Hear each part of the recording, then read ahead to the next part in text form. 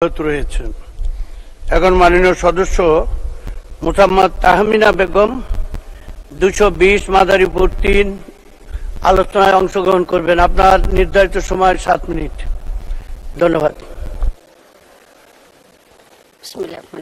মাননীয় স্পিকার, 2024-25 অর্থ বছরে মাননীয় অর্থমন্ত্রী কর্তৃক সংসদে বাজেট প্রস্তাবের উপর আমাকে আলোচনার সুযোগ প্রদানের জন্য আপনাকে ধন্যবাদ। আলোচনা পূর্বে আমি স্মরণ করছি সর্বকালের সর্বশ্রেষ্ঠ বাঙালি জাতির জনক বঙ্গবন্ধু শেখ মুজিবুর রহমানকে।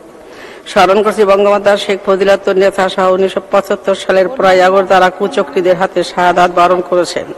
মুক্তিযুদ্ধের প্রাককালে 30 লক্ষ শহীদদের, 2 লক্ষ ত্যাগ স্বীকারকারী মা বোনদের, ভাষা শহীদদের, জেলখানায় জাতীয় 4 নেতা সহ স্মরণ করছি 2004 সালে 21 আগস্ট তারা গ্রেনেড হামলায় জীবন দিয়েছেন।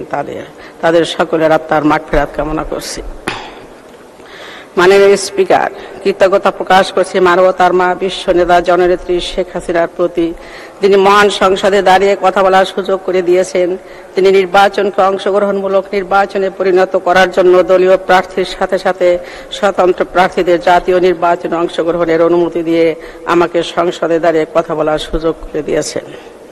আমি কৃতজ্ঞতা জ্ঞাপন করছি আমার নির্বাচন এলাকা মাদারীপুর 3-এর অসংখ্য ভোটারদের, যারা যার পকেট অর্থ ব্যয় করে আমাকে নির্বাচিত করে সংসদে প্রেরণ করেছেন।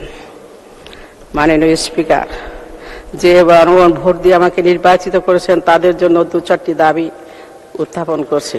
আমার নির্বাচন এলাকার জনগণকে এখনো প্রতি বছর বাঁশের সাঁকো দিয়ে খালের উপর দিয়ে চলাচল করতে হয়।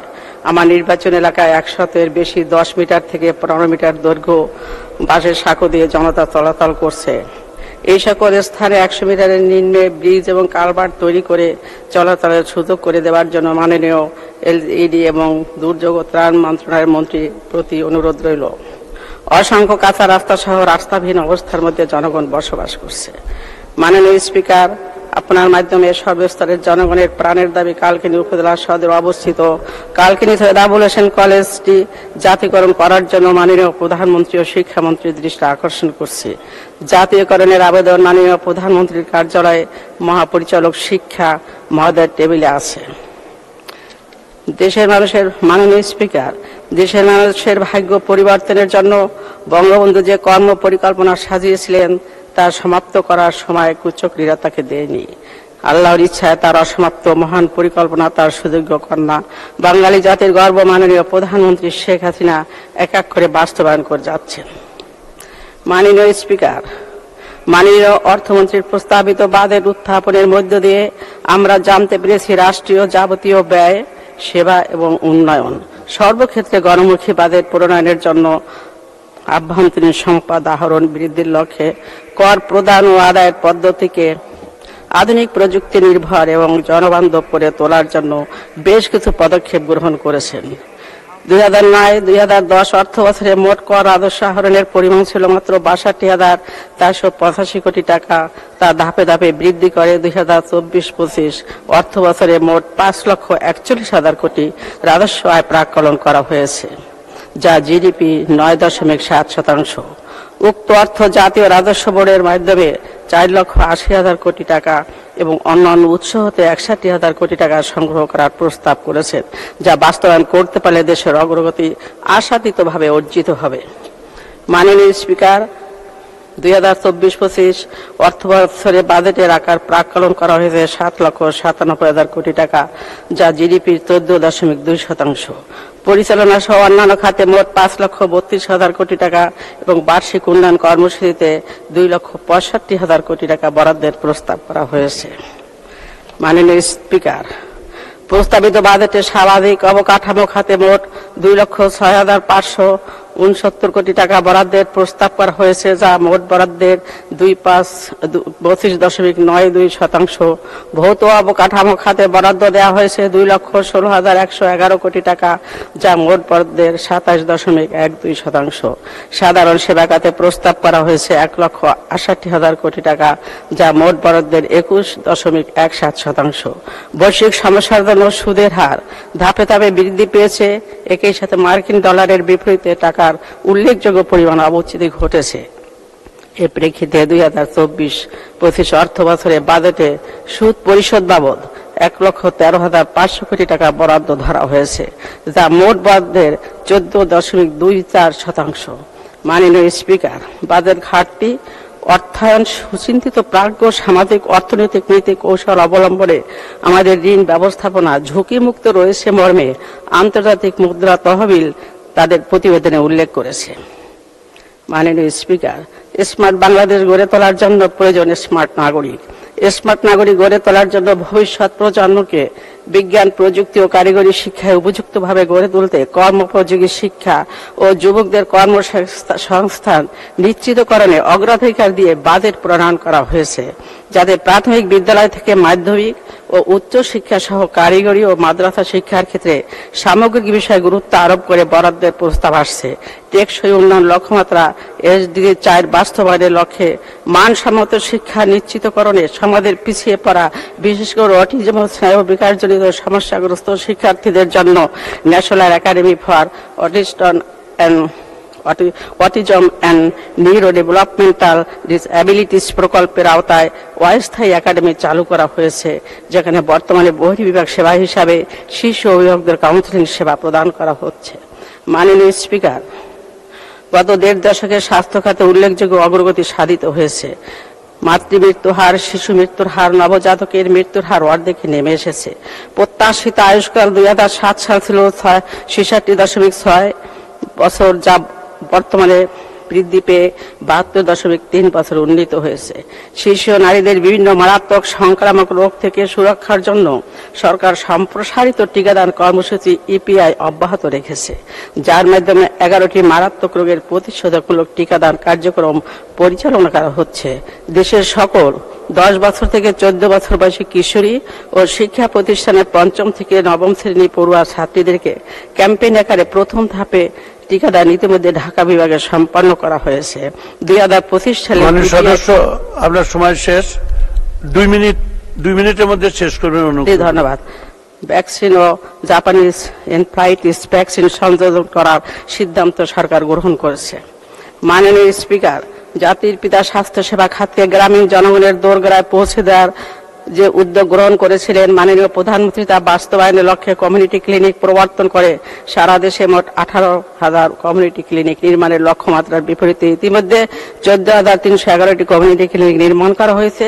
এ সকল কমিউনিটি ক্লিনিক থেকে গ্রামীণ জনগণকে প্রাথমিক স্বাস্থ্যসেবা নিশ্চিত করা হচ্ছে এবং 27 ধরনের ঔষধ বিনামূল্যে বিতরণ করা হচ্ছে। মাননীয় প্রধানমন্ত্রীর লক্ষ্য উদ্দেশ্য নরমাল ডেলিভারিকে বাস্তবায়িত করার ক্ষেত্রে কমিউনিটি ক্লিনিকগুলো কাজ করে যাচ্ছে। মাননীয় স্পিকার, সম্প্রতি জাতিসংঘ মাননীয় প্রধানমন্ত্রী শেখ হাসিনার উদ্ভাবনী কমিউনিটি ক্লিনিক মডেল দিয়ে প্রথম রেজুলেশন গ্রহণ করে শেখ হাসিনাকে বিশ্ব সম্প্রদায়ের নিকট দ্য হাসিনা ইনিশিয়েটিভ শীর্ষ রোল মডেল হিসাবে স্বীকৃতি দিয়েছে। তার এই পদক্ষেপ জাতিসংঘ অন্য সদস্য রাষ্ট্রগুলোকে অনুসরণের আহ্বান জানিয়েছেন। মাননীয় স্পিকার, স্বাস্থ্যসেবা খাতকে ডিজিটালাইজেশনের উল্লেখযোগ্য অগ্রগতি সাধিত হয়েছে। বিভিন্ন ধরনের স্বাস্থ্যসেবার সুযোগ সৃষ্টির সাথে স্বাস্থ্য বাতায়ন নামে একটি হেলথ কল সেন্টার চালু করা হয়েছে, যার মাধ্যমে মানুষ ঘরে বসে মোবাইলে 24 ঘন্টা বিশেষজ্ঞ ডাক্তারের দ্বারা সেবা পাচ্ছে। তাছাড়া স্বাস্থ্য ঝুঁকি মোকাবেলার জন্য মাননীয় প্রধানমন্ত্রীর দিক নির্দেশনায় মাননীয় অর্থমন্ত্রী 2,000 কোটি টাকা বরাদ্দের প্রস্তাব করেছেন। মাননীয় স্পিকার, জাতির পিতা বঙ্গবন্ধু শেখ মুজিবুর রহমান 1974 সালে জাতিসংঘের 19তম সাধারণ পরিষদে বলেছিলেন, আমরা এমন একটি বিশ্বের দিকে তাকিয়ে আছি, মানবতা যেখানে বিজ্ঞান ও প্রযুক্তিতে বিস্ময়কর অগ্রগতির যুগে দুর্দান্ত সাফল্য অর্জন করতে সক্ষম। পৃথিবীর সকল সম্পদ ও প্রযুক্তিগত জ্ঞানের সুষম বন্টনের মাধ্যমে এমন কল্যাণের দ্বার উন্মোচিত হবে, যেখানে প্রতিটি মানুষের সুখী ও সম্মানজনক জীবনের ন্যূনতম নিশ্চয়তা থাকবে। জাতির পিতার দর্শন করে 1 মিনিট বলবেন। মাননীয় প্রধানমন্ত্রী শেখ হাসিনার স্বপ্নের স্মার্ট বাংলাদেশ গড়তেই বাংলাদেশ সরকারের মাননীয় অর্থ মন্ত্রণালয় মন্ত্রী 2024-25 অর্থ বাজেট প্রস্তাবে মহান সংসদে উত্থাপন করেছেন।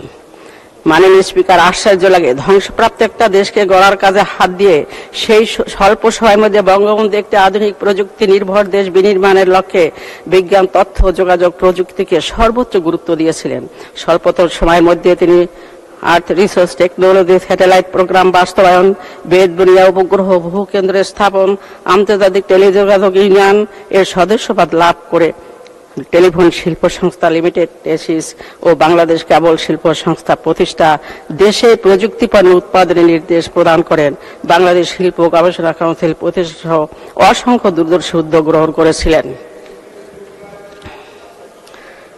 মাননীয় স্পিকার, জাতির পিতা যজ্ঞের উত্তরসূরি মাননীয় প্রধানমন্ত্রী শেখ হাসিনা 2008 সালে ডিজিটাল সদস্য সময় তো শেষ, বলুন, শেষ করুন। 1 মিনিট করেছিলেন, তা ইতিমধ্যে বাস্তবায়িত হয়েছে।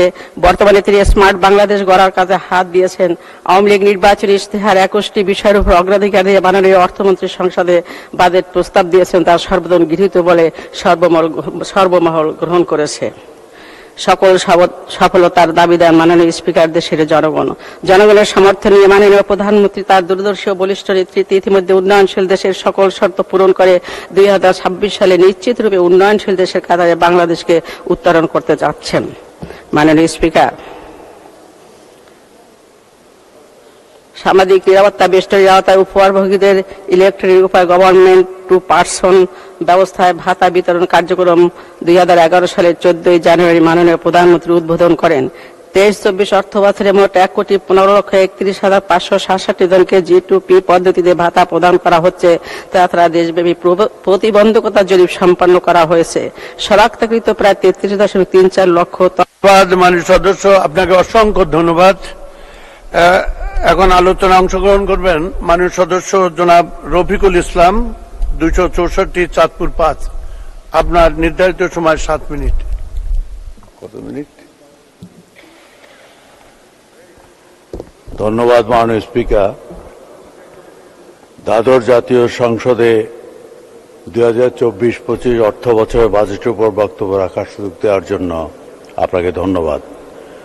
আমি গভীর শ্রদ্ধার সাথে স্মরণ করছি জাতির পিতা বঙ্গবন্ধু শেখ মুজিবুর রহমানকে, তার পরিবারের সদস্যবৃন্দ এবং আরও অনেককে 1975 সালের 15 আগস্ট এক নির্মম কলঙ্কজনক হত্যাকাণ্ডে যারা শহীদ হয়েছিলেন।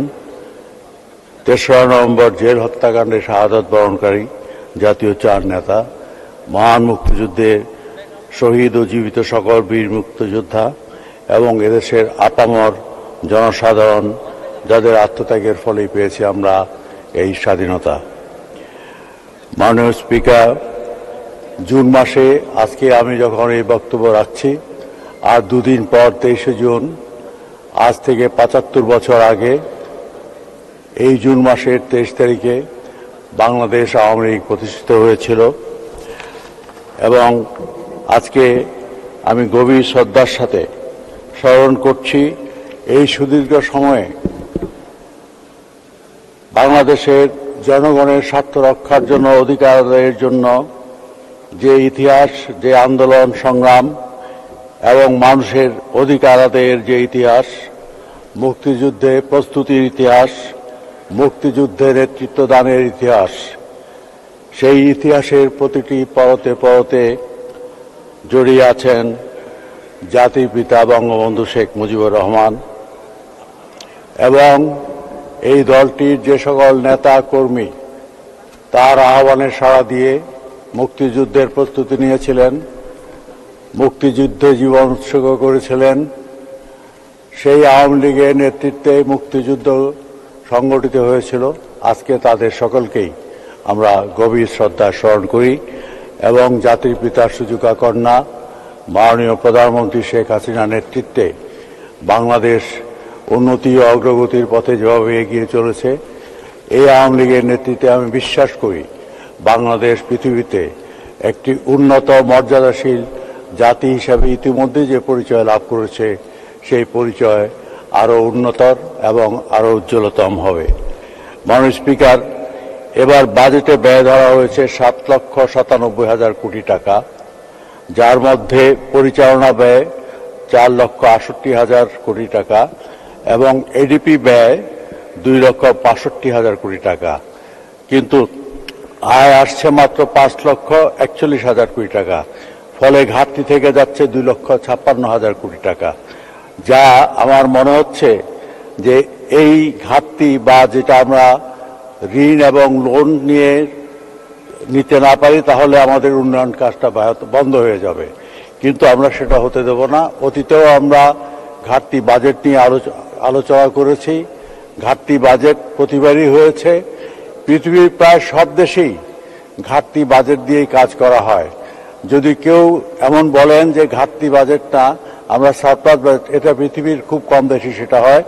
যারা তেল সমৃদ্ধ তারা হয়তো তেল বিক্রি করে যে টাকা দেয় সেটা দিয়ে তারা একটা সারপ্লাস বাজেট দিতে পারে, কিন্তু আমরা উন্নয়নশীল সকল দেশই এই ঘাটতি বাজেট নিয়ে এগোতে হবে। এবং এখানে আমাদের চিন্তা করতে হবে, আমরা যে করারোপের কথা বলছি সেই করারোপ বা অন্য কোনো পন্থায় যেন গরিব সাধারণ মানুষ ক্ষতিগ্রস্ত না হয় সেদিকে আমাদের খেয়াল রাখতে হবে। একটি রাষ্ট্র পরিচালনায় বিভিন্ন খাতে ব্যাপক অর্থের প্রয়োজন হয়। সেই অর্থ আহরণের অনেকগুলো পথ আছে, সেগুলো আমাদের মাননীয় অর্থমন্ত্রী নিশ্চয়ই বিচার বিশ্লেষণ করেছেন, কিন্তু আহরিত সম্পদের সর্বোত্তম ব্যবহারটা নিশ্চিত করাটাই সবচেয়ে গুরুতর বিষয়। এখানে আমাদের অপচয় রোধ করতে হবে, সম্পদের ব্যবহারে স্বচ্ছতা আনতে হবে এবং এই সম্পদ ব্যবহার করে আমরা যে উন্নয়ন কাজগুলো করছি বা যেসব কাজ হচ্ছে সেসব কাজের গুণগত মান নিয়ে অনেক অভিযোগ আছে। আমরা এমডিজি গোল অর্জন করেছি, এসডিজি নিয়ে কাজ চলছে, কিন্তু উন্নয়ন যদি সঠিকভাবে না হয় সেই উন্নয়ন আমরা ধরে রাখতে পারবো না। এখানে অনেক অভিযোগ আছে, যারা কন্ট্রাক্ট নেয় কাজের মান অত্যন্ত খারাপ। মাননীয় স্পিকার, এটা আমি বাধ্য হচ্ছি এটা বলার জন্য। গ্রামাঞ্চলে মানুষ দেখে কন্ট্রাক্টররা কাজ নেয় 2-3 বছর ফেলে রাখে। শিক্ষা প্রতিষ্ঠানের ভবন নির্মাণের কাজ এত নিম্নমানের, 1 বছর যেতে না যেতেই প্লাস্টার খুলে পড়ে এবং সেখানে রড দেখা যায়। আমাদের যে ছেলেমেয়েরা ছাত্রছাত্রীরা শিক্ষা প্রতিষ্ঠানে আছে তারা এইসব দেখে আমাদের সম্পর্কে তারা কি ভাববে? আমরা যে সংসদ সদস্য হয়ে আসছি, জনগণের প্রতিনিধি, আমাদের সন্তানরা যখন দেখবে যে কন্ট্রাক্টররা কাজ খারাপ করছে, আমরা সেটা বন্ধ করতে পারছি না, আমরা এইসব সন্তানদের কাছে কিভাবে জবাবদিহিতা করব? কাজী সরকারের আমি মনে করি যে সম্পদে আমার আছে এই সম্পদের আমার হিসাব মতে প্রায় 30 থেকে 40 ভাগ অপচয় হয়, কন্ট্রাক্টররা নষ্ট করে, অবহেলার জন্য নষ্ট হয়। এটাকে আমাদের বন্ধ করতে হবে। আমি যেহেতু আমার সময় কম, আমি বেশি কথা বলবো না। কয়েকটি বিষয় নিয়ে প্রত্যেকবার আমি বক্তব্য রাখি, আজকেও সংক্ষেপে। স্বাস্থ্য, সামাজিক নিরাপত্তা, শিক্ষা, কৃষি এবং কর্মসংস্থান এবার যুক্ত হয়েছে, চাকরিতে যোগদানের বয়স এবং অধুনা কোটা সিস্টেম নিয়ে বেশ কথাবার্তা চলছে। এগুলোকে আমরা হালকাভাবে না নিয়ে, এরা আমাদের সন্তান, নতুন প্রজন্ম, এদের একটা সুখী সমৃদ্ধশালী বাংলাদেশ দেওয়ার জন্য আমরা যারা এখানে মুক্তিযুদ্ধ করেছি, যারা ছিলেন, আমরা যুদ্ধ করেছেন এই প্রজন্মকে একটি সুখী সমৃদ্ধশালী বাংলাদেশ উপহার দেওয়ার জন্য। তারা আন্দোলন করছে, আমাদের সে আন্দোলনের ভাষা বুঝতে হবে, সেটা অনুধাবন করে আমাদের একটা নেগোসিয়েটেড সেটেলমেন্টে যেতে হবে, যেন এই আন্দোলনটা জনগণকে আমাদের দিকে, আমাদের পক্ষ থেকে সরিয়ে না নিয়ে যায়। কারণ এই প্রজন্মের কাছে আমরা একদিন ক্ষমতা হস্তান্তর করবো, রাষ্ট্রের দায়িত্বভার।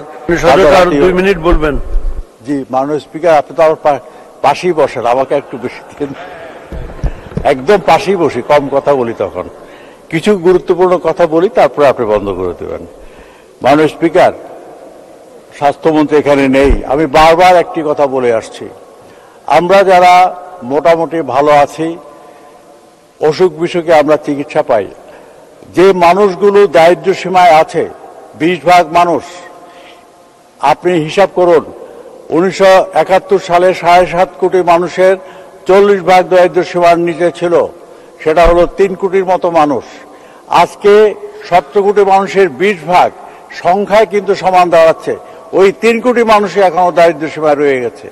আমাদের এই বিষয়টা বিবেচনায় এনে এই মানুষগুলো কোনো মতে দুবেলা খেয়ে পড়ে বাঁচতে পারছেন, তাও আমার মাননীয় প্রধানমন্ত্রী শেখ হাসিনা সামাজিক নিরাপত্তার বেষ্টনীর আওতায় এনে তাদেরকে দুবেলা খেয়ে বাঁচার সুযোগ করে দিয়েছেন। কিন্তু তাদের পরিবারের যখন একজন রোগী হাসপাতালে নিতে হয়, তারা জানে না কোন হাসপাতালে যাবে, কিভাবে যাবে, একটা অ্যাম্বুলেন্সের টাকা তাদের কাছে নাই, প্যারাসিটামল কেনার টাকা তাদের কাছে থাকে না। এই বিষয়গুলো আমাদেরকে অনুধাবন করতে হবে। শুধু আমাদের নিজেদের সুযোগ সুবিধার চিন্তা করলে হবে না, গ্রামের অবহেলিত বঞ্চিত এই মানুষদের কথা আমাদের ভাবতে হবে।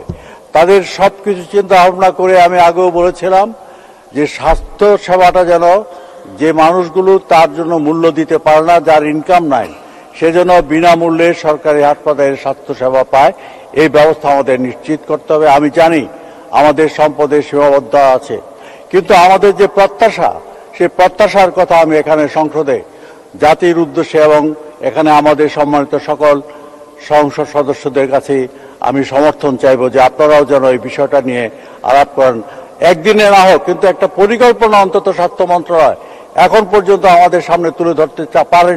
2 মিনিট 2 মিনিট। মাননীয় স্পিকার, আমাদের সামনে একটা পরিকল্পনা অন্তত তুলে ধরুক যে কি প্রক্রিয়া করলে আমরা গরিব মানুষগুলোকে স্বাস্থ্য সেবা দিতে পারবো বিনামূল্যে, যারা এটার জন্য কোনো অর্থের যোগান দিতে পারছে না। মাননীয় স্পিকার, এবার আসি সামাজিক নিরাপত্তা বেষ্টনী।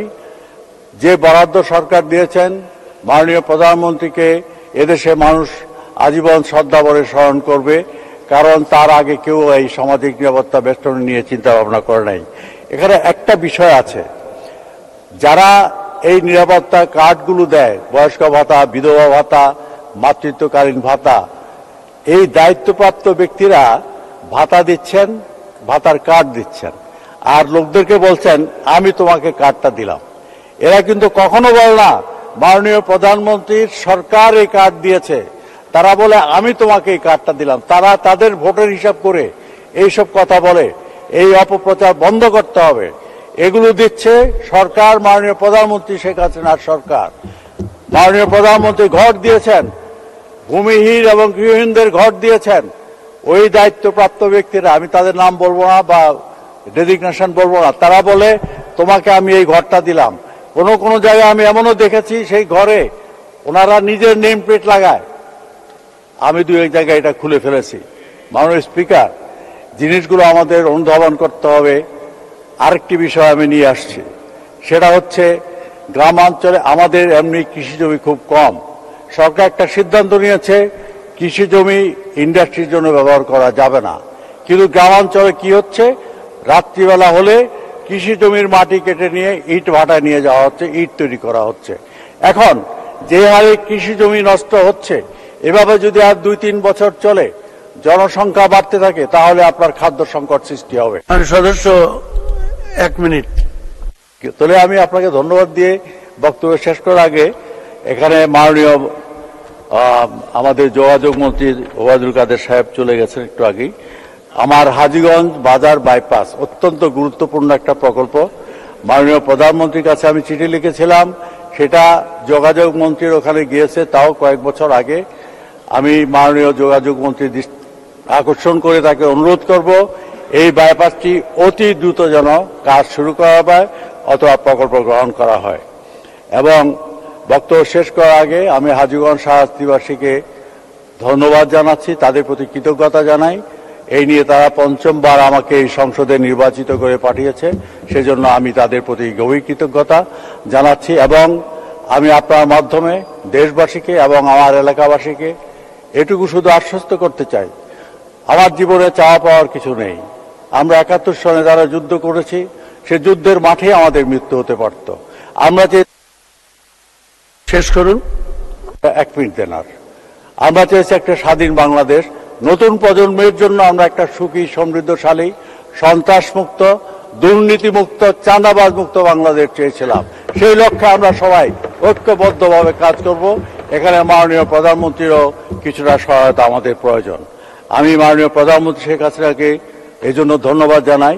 বিশ্ব যখন একটা জটিল পরিস্থিতির মধ্যে নিমজ্জিত, একদিকে যুদ্ধ এবং অন্যান্য করোনা সংকটের ফলে অর্থনৈতিক সংকটের মধ্যেও তিনি যেভাবে বাংলাদেশকে নিয়ে সামনের দিকে এগিয়ে চলেছেন, সেজন্য তিনি অবশ্যই ধন্যবাদ পাবেন। এবং সেজন্য জাতির পিতা বঙ্গবন্ধু শেখ মুজিবুর স্বপ্ন বাস্তবায়নে তিনি সফল হবেন এই বিশ্বাস আমার আছে। আমাকে বক্তব্য রাখার সুযোগ দেওয়ার জন্য অনেক ধন্যবাদ। প্রতিবেশী হিসাবে আপনাকে 2 মিনিট আমাকে দিয়েছেন, সেজন্য আবার ধন্যবাদ দিয়ে আপনাকে আমি বক্তব্য শেষ করছি। খোদা হাফেজ। জয় বাংলা, জয় বঙ্গবন্ধু। আসসালামু আলাইকুম। সদস্য পাশে নিরাপদে বসতে পারবো তো? ধন্যবাদ মাননীয় সদস্য, আপনাকে অসংখ্য ধন্যবাদ। এখন বক্তব্য রাখবেন মাননীয় সদস্য জনাব শাহজাহান খান, 219 মাদারীপুর 2। আপনার নির্ধারিত সময় 8 মিনিট।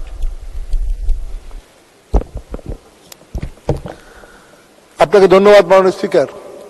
মাননীয় স্পিকার, একই সাথে আপনাকে এবং আপনার মাধ্যমে মাননীয় প্রধানমন্ত্রী সহ আমাদের মাননীয় সংসদ সদস্যের সকলকে আমি ঈদ মোবারক জানাই।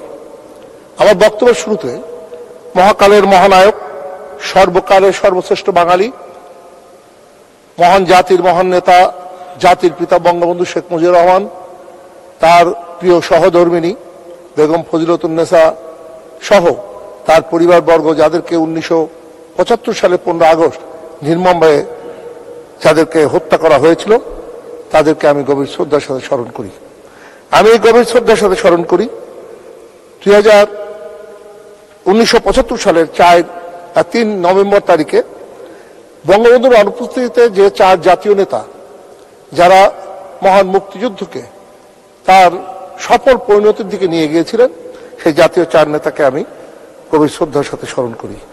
শ্রদ্ধা জানাই 2004 সালে 21 আগস্ট তারিখে বঙ্গবন্ধু এভিনিউতে গ্রেনেড হামলায় আইবি রহমান সহ যাদেরকে নির্মমভাবে হত্যা করা হয়েছিল, তাদের প্রতি শ্রদ্ধা জানাই।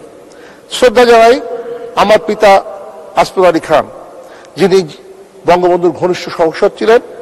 1949 এবং 53 সালে আওয়ামী লীগের কেন্দ্রীয় সংসদের কেন্দ্রীয় কমিটির সদস্য ছিলেন। মাদারীপুর মহকুমা আওয়ামী লীগের প্রতিষ্ঠাতাই ছিলেন। 1954-70 সালে পূর্ব পাকিস্তান প্রাদেশিক পরিষদের সদস্য ছিলেন। 1973 সালে বাংলাদেশ স্বাধীন বাংলাদেশে প্রথম জাতীয় সংসদের তিনি নির্বাচিত হয়েছিলেন। 1964 সালে তিনি আওয়ামী লীগের ফরিদপুর জেলা আওয়ামী লীগের সভাপতি ছিলেন এবং 1971 সালে মহান মুক্তিযুদ্ধে সক্রিয় অংশগ্রহণ করে তিনি মুক্তিযুদ্ধে অংশগ্রহণ করেছিলেন। 2016 সালে মাননীয় প্রধানমন্ত্রী জননেত্রী শেখ হাসিনা তাকে স্বাধীনতা পদক দিয়েছেন।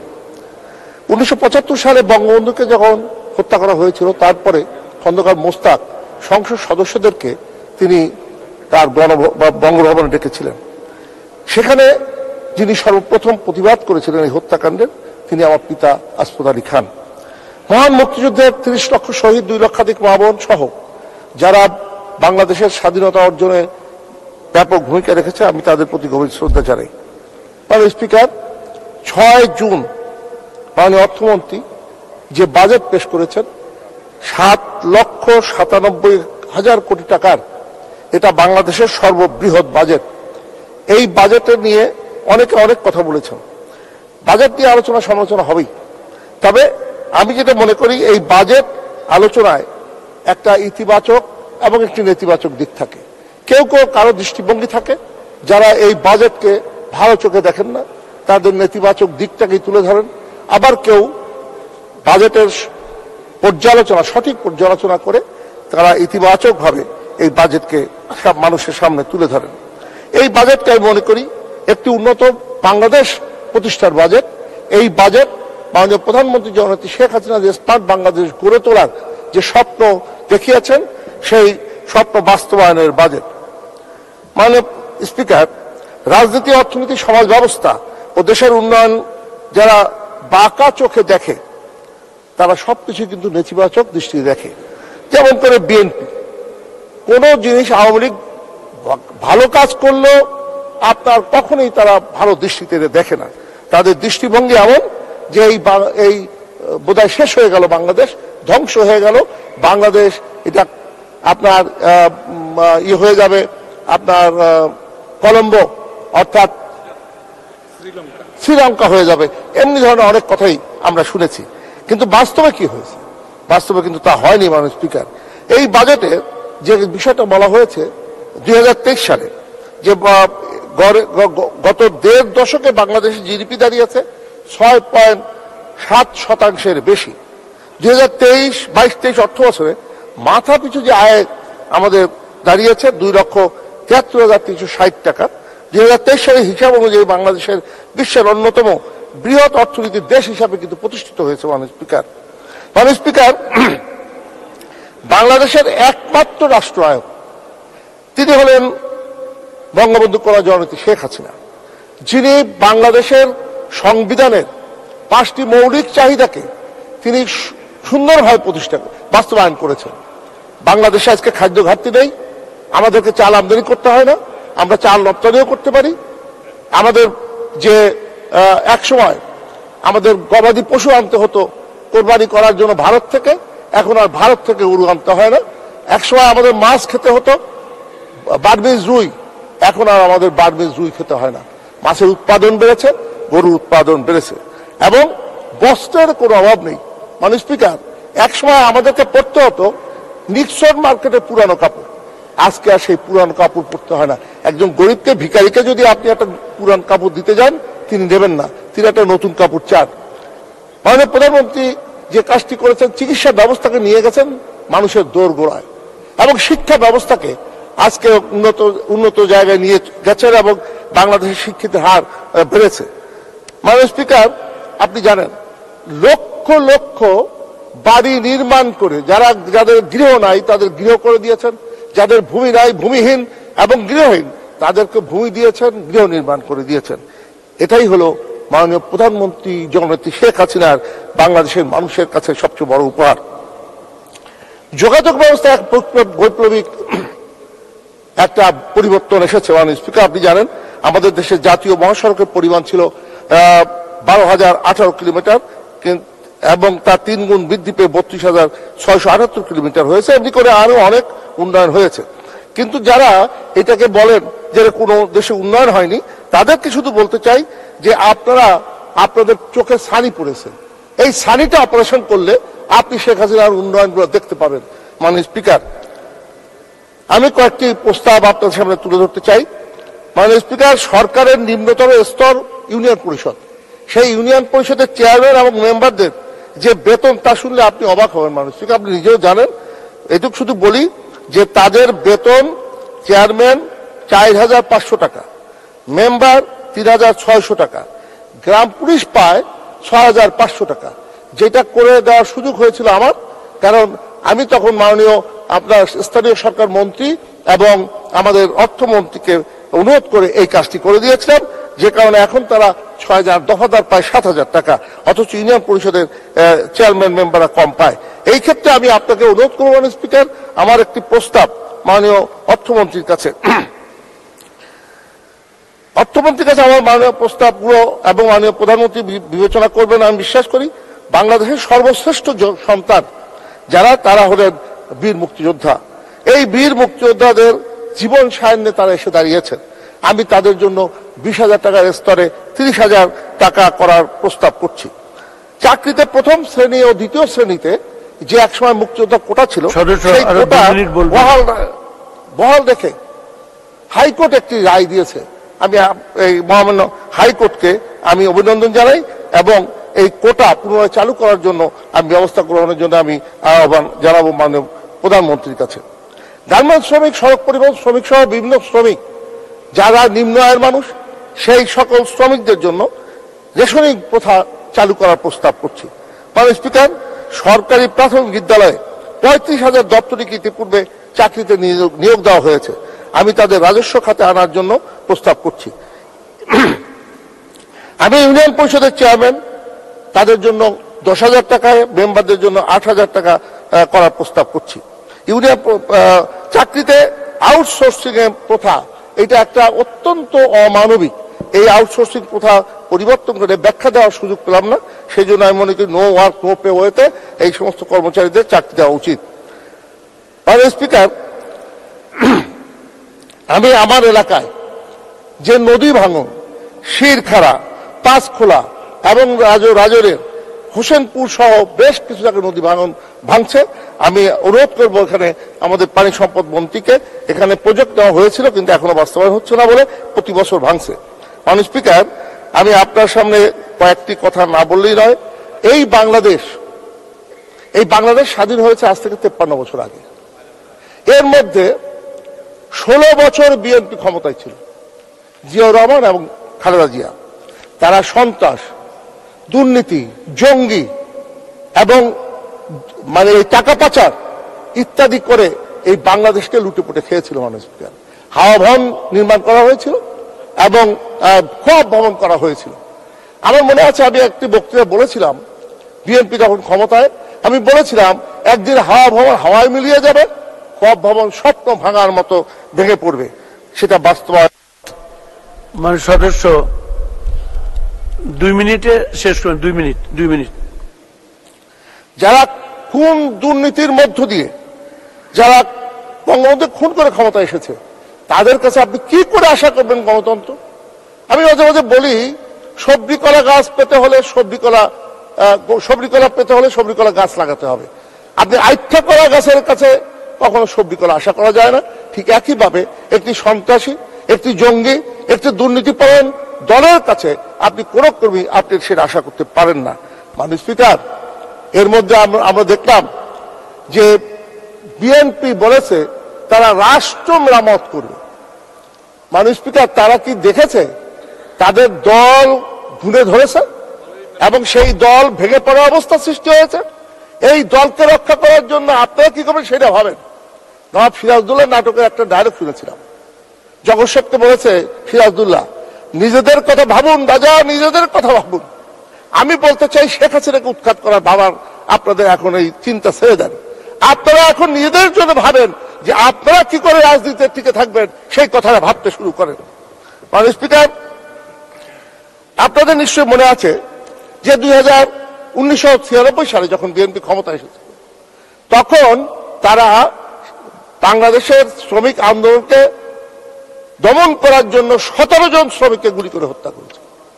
তারা 2001 সালে যখন ক্ষমতা এসেছে, তখন গার্মেন্টস শ্রমিক আন্দোলন দমন করার জন্য 2 জন শ্রমিককে গুলি করে হত্যা করেছিল।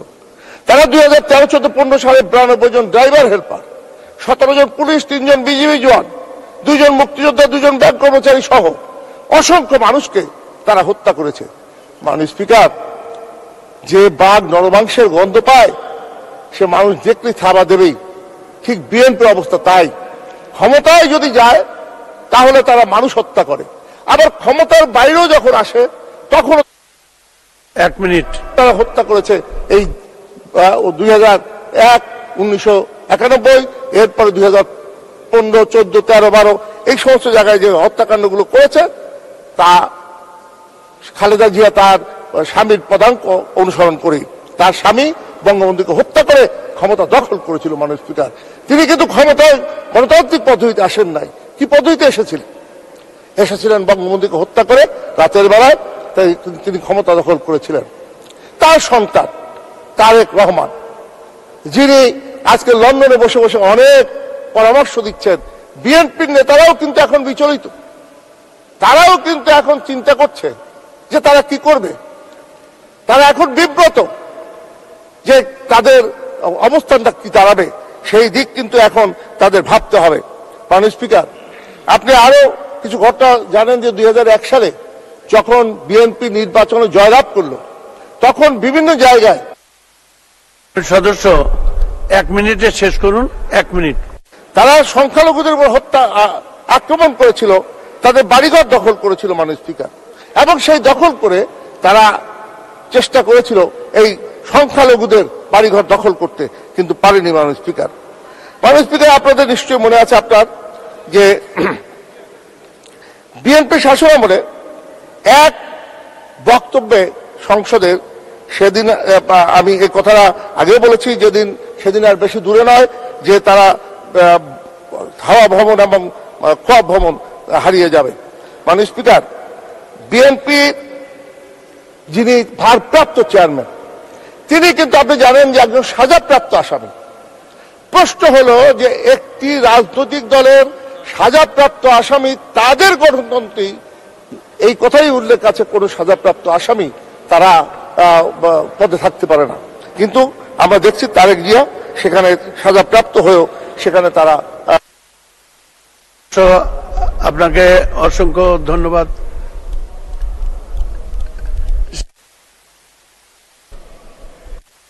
ভারপ্রাপ্ত চেয়ারম্যান হিসাবে এখন অবস্থান করছেন। মাননীয় স্পিকার, আমি আপনাদের একটা গুজবের কথা বলে শেষ করি। গুজব যে কত কঠিন এবং খারাপ জিনিস। আপনার মনে আছে যে এই বিএনপি তারা কিভাবে গুজব ছড়িয়েছিল? 10 ডিসেম্বর 2022 বলেছিল নয়াপল্টনে খালেদা জিয়া বক্তৃতা করবে, বলেছিল তারেক জিয়া ওদিন আসবেন, বলেছিল 10 ডিসেম্বর থেকে খালেদা জিয়া তার কথায় রাষ্ট্র পরিচালিত হবে, বলেছিল যে তারা একজন লাল কার্ড দেখিয়ে দিলেন শেখ হাসিনাকে। শেখ হাসিনা এত সহজ বিষয় নয়। শেখ হাসিনা কখনো কারো কাছে মাথা নত করে নাই, পরাশক্তির কাছে মাথা নত করে নাই। আর বিএনপি, সেই বিএনপির কাছে মাথা নত করার প্রশ্নই আসে না। কারণ এই দেশের জনগণ মাননীয় প্রধানমন্ত্রী শেখ হাসিনার সঙ্গে আছে। এই দেশের সকল শ্রেণী পেশার মানুষ তারা শেখ হাসিনার সঙ্গে আছেন বলেই তো শেখ হাসিনা ক্ষমতায় আছেন এবং তিনি বারবার ক্ষমতা। ধন্যবাদ মাননীয় সদস্য, আপনাকে অসংখ্য ধন্যবাদ।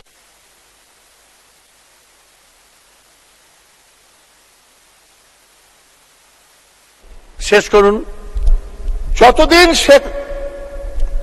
শেখ হাসিনা জীবিত থাকবেন ততদিন তিনি ইনশাআল্লাহ ক্ষমতায় থাকবেন, এটাই আমি বিশ্বাস করি।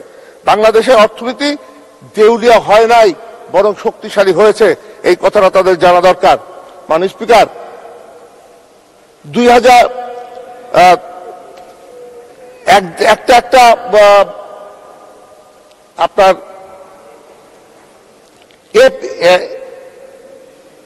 এপি একটা বিশ্বের একটা সংস্থা, সংবাদ সংস্থা, তারা একবার 2013 আপনার ইয়েতে তারা একটা টুইটে একটা নিউজ করেছিল যে আপনার হোয়াইট হাউসে বিস্ফোরণ ঘটেছে এবং সেখানে আহত হয়েছে বারাক ওবামা। এইটা যখন ভাইরাল হয় তখন আমেরিকায় অন্যদিন শুনবো। আপনাকে অসংখ্য ধন্যবাদ। এখন মাননীয় সদস্য জনাব মোহাম্মদ সিরাজুল ইসলাম মোল্লা অনুপস্থিত। এখন আলোচনায় অংশগ্রহণ করবেন মাননীয় সদস্য জনাব আবু জাফর মোহাম্মদ শফিউদ্দিন, 256 কুমিল্লা হাট। আপনার নির্ধারিত সময় 7 মিনিট। ধন্যবাদ। মাননীয় স্পিকার, আপনার প্রতি কৃতজ্ঞতা আমাকে 2024-25 অর্থবছরে ঘোষিত বাজেটের উপর সাধারণ আলোচনায় সুযোগ দানের জন্য। আমার বক্তব্যের শুরুতে গভীর শ্রদ্ধায় স্মরণ করছি সর্বকালের সর্বশ্রেষ্ঠ বাঙালি জাতির পিতা বঙ্গবন্ধু শেখ মুজিবুর রহমানকে। স্মরণ করছি মহান মুক্তিযুদ্ধের সকল শহীদ ও বীর মুক্তিযোদ্ধাদের, যাদের আত্মত্যাগের মাধ্যমে আমরা স্বাধীন সার্বভৌম একটি বাংলাদেশ পেয়েছি। আমি শ্রদ্ধার সাথে স্মরণ করছি 1975-এর 15 আগস্টে নিষ্ঠুরভাবে নিহত বঙ্গমাতা শেখ ফজিলাতুন্নেসা মুজিব, শেখ কামাল, শেখ জামাল, শিশু রাসেল সহ বঙ্গবন্ধু পরিবারের নিহত সকল শহীদদের। মাননীয় স্পিকার, মাননীয় প্রধানমন্ত্রীর দূরদর্শী দিক নির্দেশনায় অর্থমন্ত্রী মহোদয় আগামী 24-25 অর্থ বছরের জন্য 7,97,000 কোটি টাকার একটি যুগান্তকারী ও অনন্য বাজেট উপস্থাপন করেছেন, যা বিএনপির শাসনামলের তুলনায় প্রায় 8 গুণ বেশি। বর্তমান বৈশ্বিক ও অভ্যন্তরীণ প্রেক্ষাপটে নিঃসন্দেহে এটি বাস্তবভিত্তিক ও সময় উপযোগী। ঘোষিত এই বাজেট বঙ্গবন্ধুর আমৃত্যু লালিত স্বপ্ন সোনার বাংলা এবং গণতন্ত্রের মানুষকন্যা জননেত্রী শেখ হাসিনার ক্ষুধা দারিদ্র্যমুক্ত এবং জ্ঞান ও প্রযুক্তি নির্ভর স্মার্ট বাংলাদেশ গড়ে তোলার অগ্রগতির ধারা অব্যাহত রাখবে। মাননীয় স্পিকার, রাষ্ট্রনায়ক শেখ হাসিনার সাহসী দেশ পরিচালনায় 2009 সাল থেকে অদ্যাবধি উন্নয়নের স্বর্ণালী যুগ চলছে। অর্থনীতির প্রায় প্রতিটি সূচকেই অভাবনীয় প্রবৃদ্ধি অর্জন সাধিত হয়েছে। এবার বাজেটে মোট জিডিপির আকার ধার্য করা হয়েছে 55,97,414 কোটি টাকা, যা 2008 সালে মাত্র 6,28,000 কোটি টাকা, অর্থাৎ 16 বছরের ব্যবধানে জিডিপির আকার বেড়েছে প্রায় 9 গুণের বেশি। জিডিপির প্রায় 3.16% অবদান আর্থিক খাতের। এর মধ্যে ব্যাংকিং খাত থেকে জিডিপিতে অবদান 90,000 কোটি টাকার উপরে। মাননীয় স্পিকার, ব্যাংকিং খাত নিয়ে বিএনপি জামাত সহ বিরোধীরা যখন ঢালাওভাবে নেতিবাচক কথা বলে তখন খুবই বিস্মিত হই। জননেত্রী মাননীয় প্রধানমন্ত্রীর মেধা, প্রজ্ঞা ও সুদূর প্রসারী পরিকল্পনায় দেশের জনগণকে ব্যাংকিং সেবার আওতায় নিয়ে এসে অর্থনীতিকে করেছে সমৃদ্ধ। গত 15 বছরে গড়ে উঠেছে 11,500-এর মতো ব্যাংক শাখা, 3,400টি উপশাখা, 21,500-এর মতো এজেন্ট আউটলেট, যাতে কর্মসংস্থান হয়েছে 2,10,000 জনের মতো। বর্তমানে প্রায় 45% জনগণ ব্যাংকিং সেবার আওতায় রয়েছে। অন্যদিকে ভারতে 32% এবং পাকিস্তানে মাত্র 24%। ব্যাংকিং খাতের আমানতকারীর প্রায় 16,41,000 কোটি টাকা অর্থনীতিতে রিসাইক্লিং হয়ে 79 লক্ষ খুচরা ও পাইকারি ব্যবসায়ী বছরে প্রায় 5,61,000 কোটি টাকার অভ্যন্তরীণ বাণিজ্য করছেন এবং 46,500-এর বেশি শিল্প কারখানা পরিচালিত হচ্ছে, যার মধ্যে দেশীয় বাণিজ্যের পাশাপাশি 12,75,000 কোটি টাকার আন্তর্জাতিক বাণিজ্য হচ্ছে। আর এতে করে দেশে গার্মেন্টস, টেক্সটাইল ও প্রযুক্তি নির্ভর শিল্প সহ নতুন নতুন শিল্প খাতে সৃষ্টি হয়েছে লক্ষ লক্ষ কর্মসংস্থান।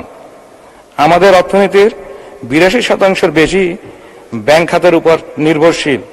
ব্যাংকগুলোর আমানত 17 লক্ষ কোটি টাকা ছড়িয়ে গেছে, যা বিএনপির আমলে ছিল মাত্র 2.5 লক্ষ কোটি টাকা। এত নেতিবাচক প্রচারণার পরও গত 1 বছরে আমানত বেড়েছে প্রায় 11%। বর্তমানে ব্যাংক ঋণের বিপরীতে অন্তত 85% গ্রাহকের জামানত রয়েছে মার্কিন যুক্তরাষ্ট্র এবং ইউরোপের অনেক দেশে, যা মাত্র 6%। খেলাপি ঋণের হিসাবায়ন এবং মূলধন সংকলনে আন্তর্জাতিক মানে উন্নীত বাংলাদেশের ব্যাংকিং খাত। ব্যাসেল 3 অনুসারে ব্যাংকিং খাতে ক্যাপিটাল এডিকুয়েসি রেট 10% স্থলে আমাদের আছে 12%-এর উপরে।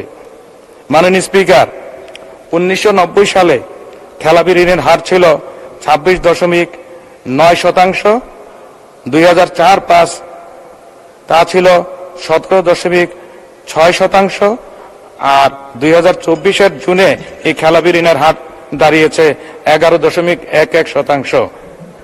আমরা যদি খেলাপি ঋণের তথ্যপত্র যাচাই করি তবে আমরা দেখতে পাই শীর্ষ খেলাপিদের অধিকাংশেরই উত্থান জাতীয় পার্টি এবং বিএনপির সরকারের আমলে।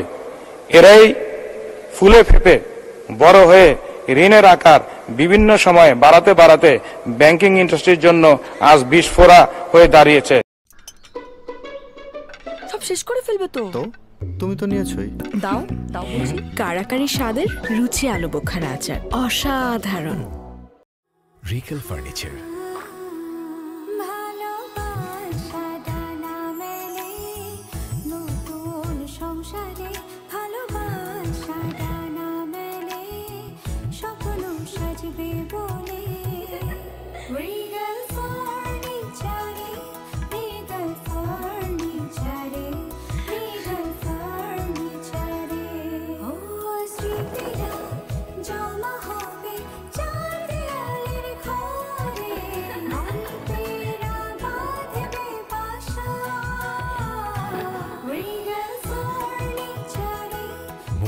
ডিজাইন আর stylish collection. Regal furniture, furnish your dream. তাই অর্থনীতি বড় হলে এবং দেশ সমৃদ্ধির দিকে এগালে বৈদেশিক ঋণ আনুপাতিক হারে বাড়বে, সেটাই স্বাভাবিক। বঙ্গবন্ধুর স্বপ্ন পূরণে জননেত্রী মাননীয় প্রধানমন্ত্রী শেখ হাসিনা হাত ধরে 2 মিনিট বলবেন। আমাকে 5 মিনিট সময় দিবেন মাননীয় ডেপুটি স্পিকার। বঙ্গবন্ধুর স্বপ্ন পূরণে জননেত্রী মাননীয় প্রধানমন্ত্রী শেখ হাসিনার হাত ধরে 2030 সালের মধ্যে বাংলাদেশ হবে বিশ্বের 24তম অর্থনীতির দেশ এবং 2025 সালের মধ্যে আমাদের অর্থনীতির পরিমাণ হবে $1 ট্রিলিয়ন। মাননীয় স্পিকার, আমি মাননীয় প্রধানমন্ত্রীকে অভিনন্দন জানাই। বাংলাদেশের সমস্ত উৎপাদনকারীর পক্ষ থেকে স্মার্ট অর্থনীতি গড়ার লক্ষ্যে সরকার দেশীয় উৎপাদনকারী স্বার্থ রক্ষার জন্য একটি যুগান্তকারী পদক্ষেপ গ্রহণ করেছে। নতুন প্রস্তাবিত শুল্কাদি প্রদান থেকে অব্যাহত পাবে। এই প্রগতিশীল পদক্ষেপের ফলে উৎপাদনকারীর উৎপাদন খরচ কমে যাবে এবং আন্তর্জাতিক দরপত্রে দেশীয় উৎপাদনকারীর অবস্থান শক্তিশালী হবে। মাননীয় স্পিকার, 2026 সালে আমরা আনুষ্ঠানিকভাবে উন্নয়নশীল দেশের কাতারে পা দিতে যাচ্ছি। 2024-25 অর্থ বছরে এই অনুপাত 10.6% উন্নীত করার লক্ষ্যমাত্রা নির্ধারণ করেছে সরকার। এই জন্য করের আওতা এবং করদাতাদের সংখ্যা উভয়ই বাড়ানোর দিকে জোর দিতে হবে আমাদেরকে। প্রতি বছর আমরা যদি আমাদের নিজেদের এলাকার দিকে তাকাই, তবে প্রতিটি ইউনিয়নে অন্তত 100 থেকে 200টি নতুন করে বাড়ি নির্মিত হয়, যার নির্মাণ ব্যয় 20 লক্ষ থেকে 1 কোটি টাকার উপরে। মানুষের আয় ও সামর্থ্য দুইটি বৃদ্ধি পেয়েছে। এই বিষয়টি নজরদারির জন্য এনবিআর এর পাশাপাশি স্থানীয় প্রশাসনকে সংযুক্ত করতে হবে। তাহলে প্রত্যেক এলাকার বড় একটি অংশ করের আওতায় চলে আসবে। 1 মিনিট। প্রতিটি ইউনিয়নে এক ব্যক্তি শ্রেণীকে করের আওতায় আনা গেলে সমগ্র বাংলাদেশে 4,960টি ইউনিয়ন ও পৌরসভা থেকে বছরে প্রায় অন্তত 5,000 কোটি টাকার অতিরিক্ত কর আদায় করা সম্ভব। মানে স্পিকার, নতুন অর্থ বছরে ব্যাগেজ বিধিমালা পরিবর্তন করে 24 ক্যারেটের স্বর্ণালংকার আনার সুযোগ বন্ধ করার প্রস্তাব করায় আমি অর্থমন্ত্রীকে স্বাগত জানাই। বাজেটের হিসাব অনুযায়ী প্রায় 91,000 কোটি টাকার স্বর্ণের বাজার। যদি তাই হয়, তাহলে কিভাবে মাত্র 1700 কোটি টাকা গত 4 বছরে সরকারের এই খাত থেকে রাজস্ব আদায় হয়? বর্তমানে সারা দেশে 40,000টি জুয়েলারি দোকান রয়েছে এবং 44 লক্ষ মানুষের কর্মসংস্থান হয়েছে এই শিল্পে। গত 28/11/2019 তারিখে বৈধভাবে স্বর্ণ আমদানির জন্য বাংলাদেশ ব্যাংক লাইসেন্স প্রদান করেছিল, কিন্তু অদ্যাবধি আপনার সময় শেষ, অনুগ্রহ করে শেষ করুন। কিন্তু গত 28/11/2019 তারিখে বৈধভাবে স্বর্ণ আমদানির জন্য বাংলাদেশ ব্যাংক লাইসেন্স প্রদান করেছিল, কিন্তু অদ্যাবধি কয়েকটি আমদানি ব্যতীত আর কোনো আমদানি হয়নি। প্রশ্ন আসাটা স্বাভাবিক, কিভাবে এত বৃহৎ বাজার চলছে? আমি মনে করি ব্যাগেজ রুলের নীতিমালা, বৈধ আমদানি নীতিমালা এবং খুচরা পর্যায়ে বিক্রির মধ্যে যৌক্তিক নিয়ম, ভ্যাট এবং শুল্ক হার এমনভাবে রাখতে হবে যাতে করে বৈধভাবে স্বর্ণ আমদানি হয় এবং সরকার তার যথাযথ রাজস্ব পেতে পারে। মাননীয় প্রধানমন্ত্রী দিনে 16-17 ঘন্টা পরিশ্রম করেন। আমি মনে করি সংশ্লিষ্ট যারা আছেন তারা এই খাতে আরো মনোযোগ দিবেন। আমি চ্যালেঞ্জ করে বলতে চাই, বৈধ পথে স্বর্ণ আমদানি এবং বিক্রয়ে শুধু 4,000 থেকে 4,500 কোটি টাকার রাজস্বই বাড়বে না, উপরন্তু বৈধ চ্যানেলে কমপক্ষে প্রতি বছরে $1 বিলিয়ন রিজার্ভ বাড়বে। মাননীয় স্পিকার, আপনাকে আবারও অসংখ্য ধন্যবাদ। জয় বাংলা, জয়। ধন্যবাদ মাননীয় সদস্য, আপনাকে অসংখ্য ধন্যবাদ। আমাকে মাননীয় সদস্য কোহেলি কুদ্দুস 308 মহিলা আসন 8, আপনার নির্ধারিত সময় 7 মিনিট। ধন্যবাদ। মাননীয় স্পিকার, আপনাকে ধন্যবাদ আমাকে 2024 এবং 25 অর্থ বছরের বাজেট আলোচনা বক্তব্য দেওয়ার সুযোগ করে দেওয়ার জন্য। সবাইকে ঈদুল আজহারের শুভেচ্ছা, ঈদ মোবারক। মাননীয় স্পিকার, বাংলাদেশ আওয়ামী লীগের ইশতেহার অনুযায়ী সুখী, সমৃদ্ধ, উন্নত ও স্মার্ট বাংলাদেশ বিনির্মাণের অঙ্গীকার নিয়ে মাননীয় অর্থমন্ত্রী মহোদয় 2024 এবং 2025 অর্থ বছরের 7,97,000 কোটি টাকার বাজেট গত 6 জুন মহান জাতীয় সংসদে পেশ করেছেন। সেই জন্য মাননীয় প্রধানমন্ত্রী জননেত্রী শেখ হাসিনা এবং মাননীয় অর্থমন্ত্রীকে ধন্যবাদ জানাই। আমার বাজেটের বক্তব্যের শুরুতেই গভীর শ্রদ্ধার সাথে স্মরণ করি হাজার বছরের শ্রেষ্ঠ বাঙালি, জাতির জনক বঙ্গবন্ধু শেখ মুজিবুর রহমানকে। মহান মুক্তিযুদ্ধের আত্মত্যাগকারী 30 লক্ষ শহীদ এবং 2 লক্ষ নির্যাতিত বোনদেরকে শ্রদ্ধার সাথে স্মরণ করি। 52 ভাষা আন্দোলনের শহীদদেরকেও আমরা শ্রদ্ধার সাথে স্মরণ করি। 1975 সালের 15ই আগস্ট ঘাতকের বুলেটে নিহত বঙ্গমাতা শেখ ফজিলাতুন্নেসা মুজিব সহ পরিবারের সকলকে শ্রদ্ধার সাথে স্মরণ করছি। জেলখানার অভ্যন্তরে নিহত জাতীয় 4 নেতাকে শ্রদ্ধার সাথে স্মরণ করছি। আমার বাবা চলন বিলের কৃতি সন্তান, নাটোর 4 আসনের পাঁচবার সংসদ সদস্য, আমৃত্যু সংসদ সদস্য এবং নাটোর জেলা আওয়ামী লীগের আমৃত্যু সভাপতি বীর মুক্তিযোদ্ধা অধ্যাপক আব্দুল কুদ্দুস সাহেবকে গভীর শ্রদ্ধার সাথে স্মরণ করছি, যিনি বঙ্গবন্ধু এবং শেখ হাসিনার প্রশ্নে ছিলেন আপোষহীন। মাননীয় স্পিকার, 1975 সালে জাতির পিতা বঙ্গবন্ধু শেখ মুজিবুর রহমানকে হত্যার মধ্য দিয়ে বাংলাদেশে হত্যার রাজনীতি শুরু হয়। পৃথিবীর ইতিহাসে বহু রাজনৈতিক হত্যাকাণ্ড ঘটেছে, কিন্তু বাংলাদেশের মতো বর্বরোচিত হত্যাকাণ্ড কোনো দেশেই হয়নি। ইন্দোনেশিয়ার জাতির পিতা সুকর্ণ, ভারতের জাতির পিতা মহাত্মা গান্ধী, মিয়ানমারের জাতির পিতা মেজর জেনারেল আসাংকে হত্যা করা হলেও তাদের পরিবারের কোনো সদস্যকে হত্যা করা হয়েছিল না। শুধুমাত্র বাংলাদেশের জাতির পিতা বঙ্গবন্ধু শেখ মুজিবুর রহমানকে সপরিবারে হত্যা করা হয়। অনেকেই বলে এটি একটি রাজনৈতিক হত্যাকাণ্ড। আসলে এটি শুধু রাজনৈতিক হত্যাকাণ্ড না, এটি জাতিকে ধ্বংস করার জন্যই হত্যাকাণ্ড। এটি বাঙালি জাতির সত্তাকে ধ্বংস করার পরিকল্পনা ছিল এবং বাংলাদেশকে পাকিস্তান বানানোর জন্য একটি চক্রান্ত ছিল। মাননীয় প্রধানমন্ত্রী জননেত্রী শেখ হাসিনাকেও 19 বার হত্যার চেষ্টা করা হয়েছিল। আল্লাহর অশেষ রহমতে ষড়যন্ত্রকারীরা সফল হতে পারেনি। মাননীয় স্পিকার, এত ষড়যন্ত্র করেও বাংলাদেশের অগ্রযাত্রাকে থামানো যায়নি। জননেত্রী শেখ হাসিনার নেতৃত্বে বাংলাদেশ এগিয়ে যাচ্ছে, বাংলাদেশ এগিয়ে যাবে ইনশাল্লাহ। মাননীয় স্পিকার, মাননীয় প্রধানমন্ত্রী জননেত্রী শেখ হাসিনা বাংলাদেশকে 2009 এর ডিজিটাল বাংলাদেশ এবং তারপরে রূপকল্প 21 বাস্তবায়ন করে বর্তমানে স্মার্ট বাংলাদেশে ঘোষণা করেছেন। গত 15 বছরে বাংলাদেশ একটি গতিময়, দ্রুত বর্ধনশীল অর্থনৈতিক দেশ হিসাবে বিশ্বের কাছে মর্যাদা লাভ করেছে। বাংলাদেশ এখন বিশ্বের 33তম বৃহত্তম অর্থনীতির দেশ হিসাবে বিশ্বে স্থান করে নিয়েছে, যা বিশ্বের বুকে রোল মডেল হিসাবে পরিচিত। মাননীয় স্পিকার, বর্তমানে দারিদ্র্যের হার 18.7% এবং অতি দারিদ্র্যের হার 5.6% নেমে এসেছে। মানুষের গড় আয়ু বেড়েছে 74 বছরে। শিশু মৃত্যুর হার প্রতি 1000-এ 21 জন এবং মাতৃ মৃত্যুর হার প্রতি লাখে 161 জনে নেমে এসেছে। বিদ্যুৎ উৎপাদনে বিগত 15 বছরে 6 গুণ বৃদ্ধি পেয়ে 30,277 মেগাওয়াটে উন্নীত হয়েছে। বর্তমানে 100% মানুষ বিদ্যুতের সুবিধা পাচ্ছে। খাদ্য উৎপাদনে 4 গুণ বৃদ্ধি পেয়েছে এবং প্রায় সকল উপজেলা স্বাস্থ্য কমপ্লেক্সগুলোতে 50 শয্যায় উন্নীত করা হয়েছে।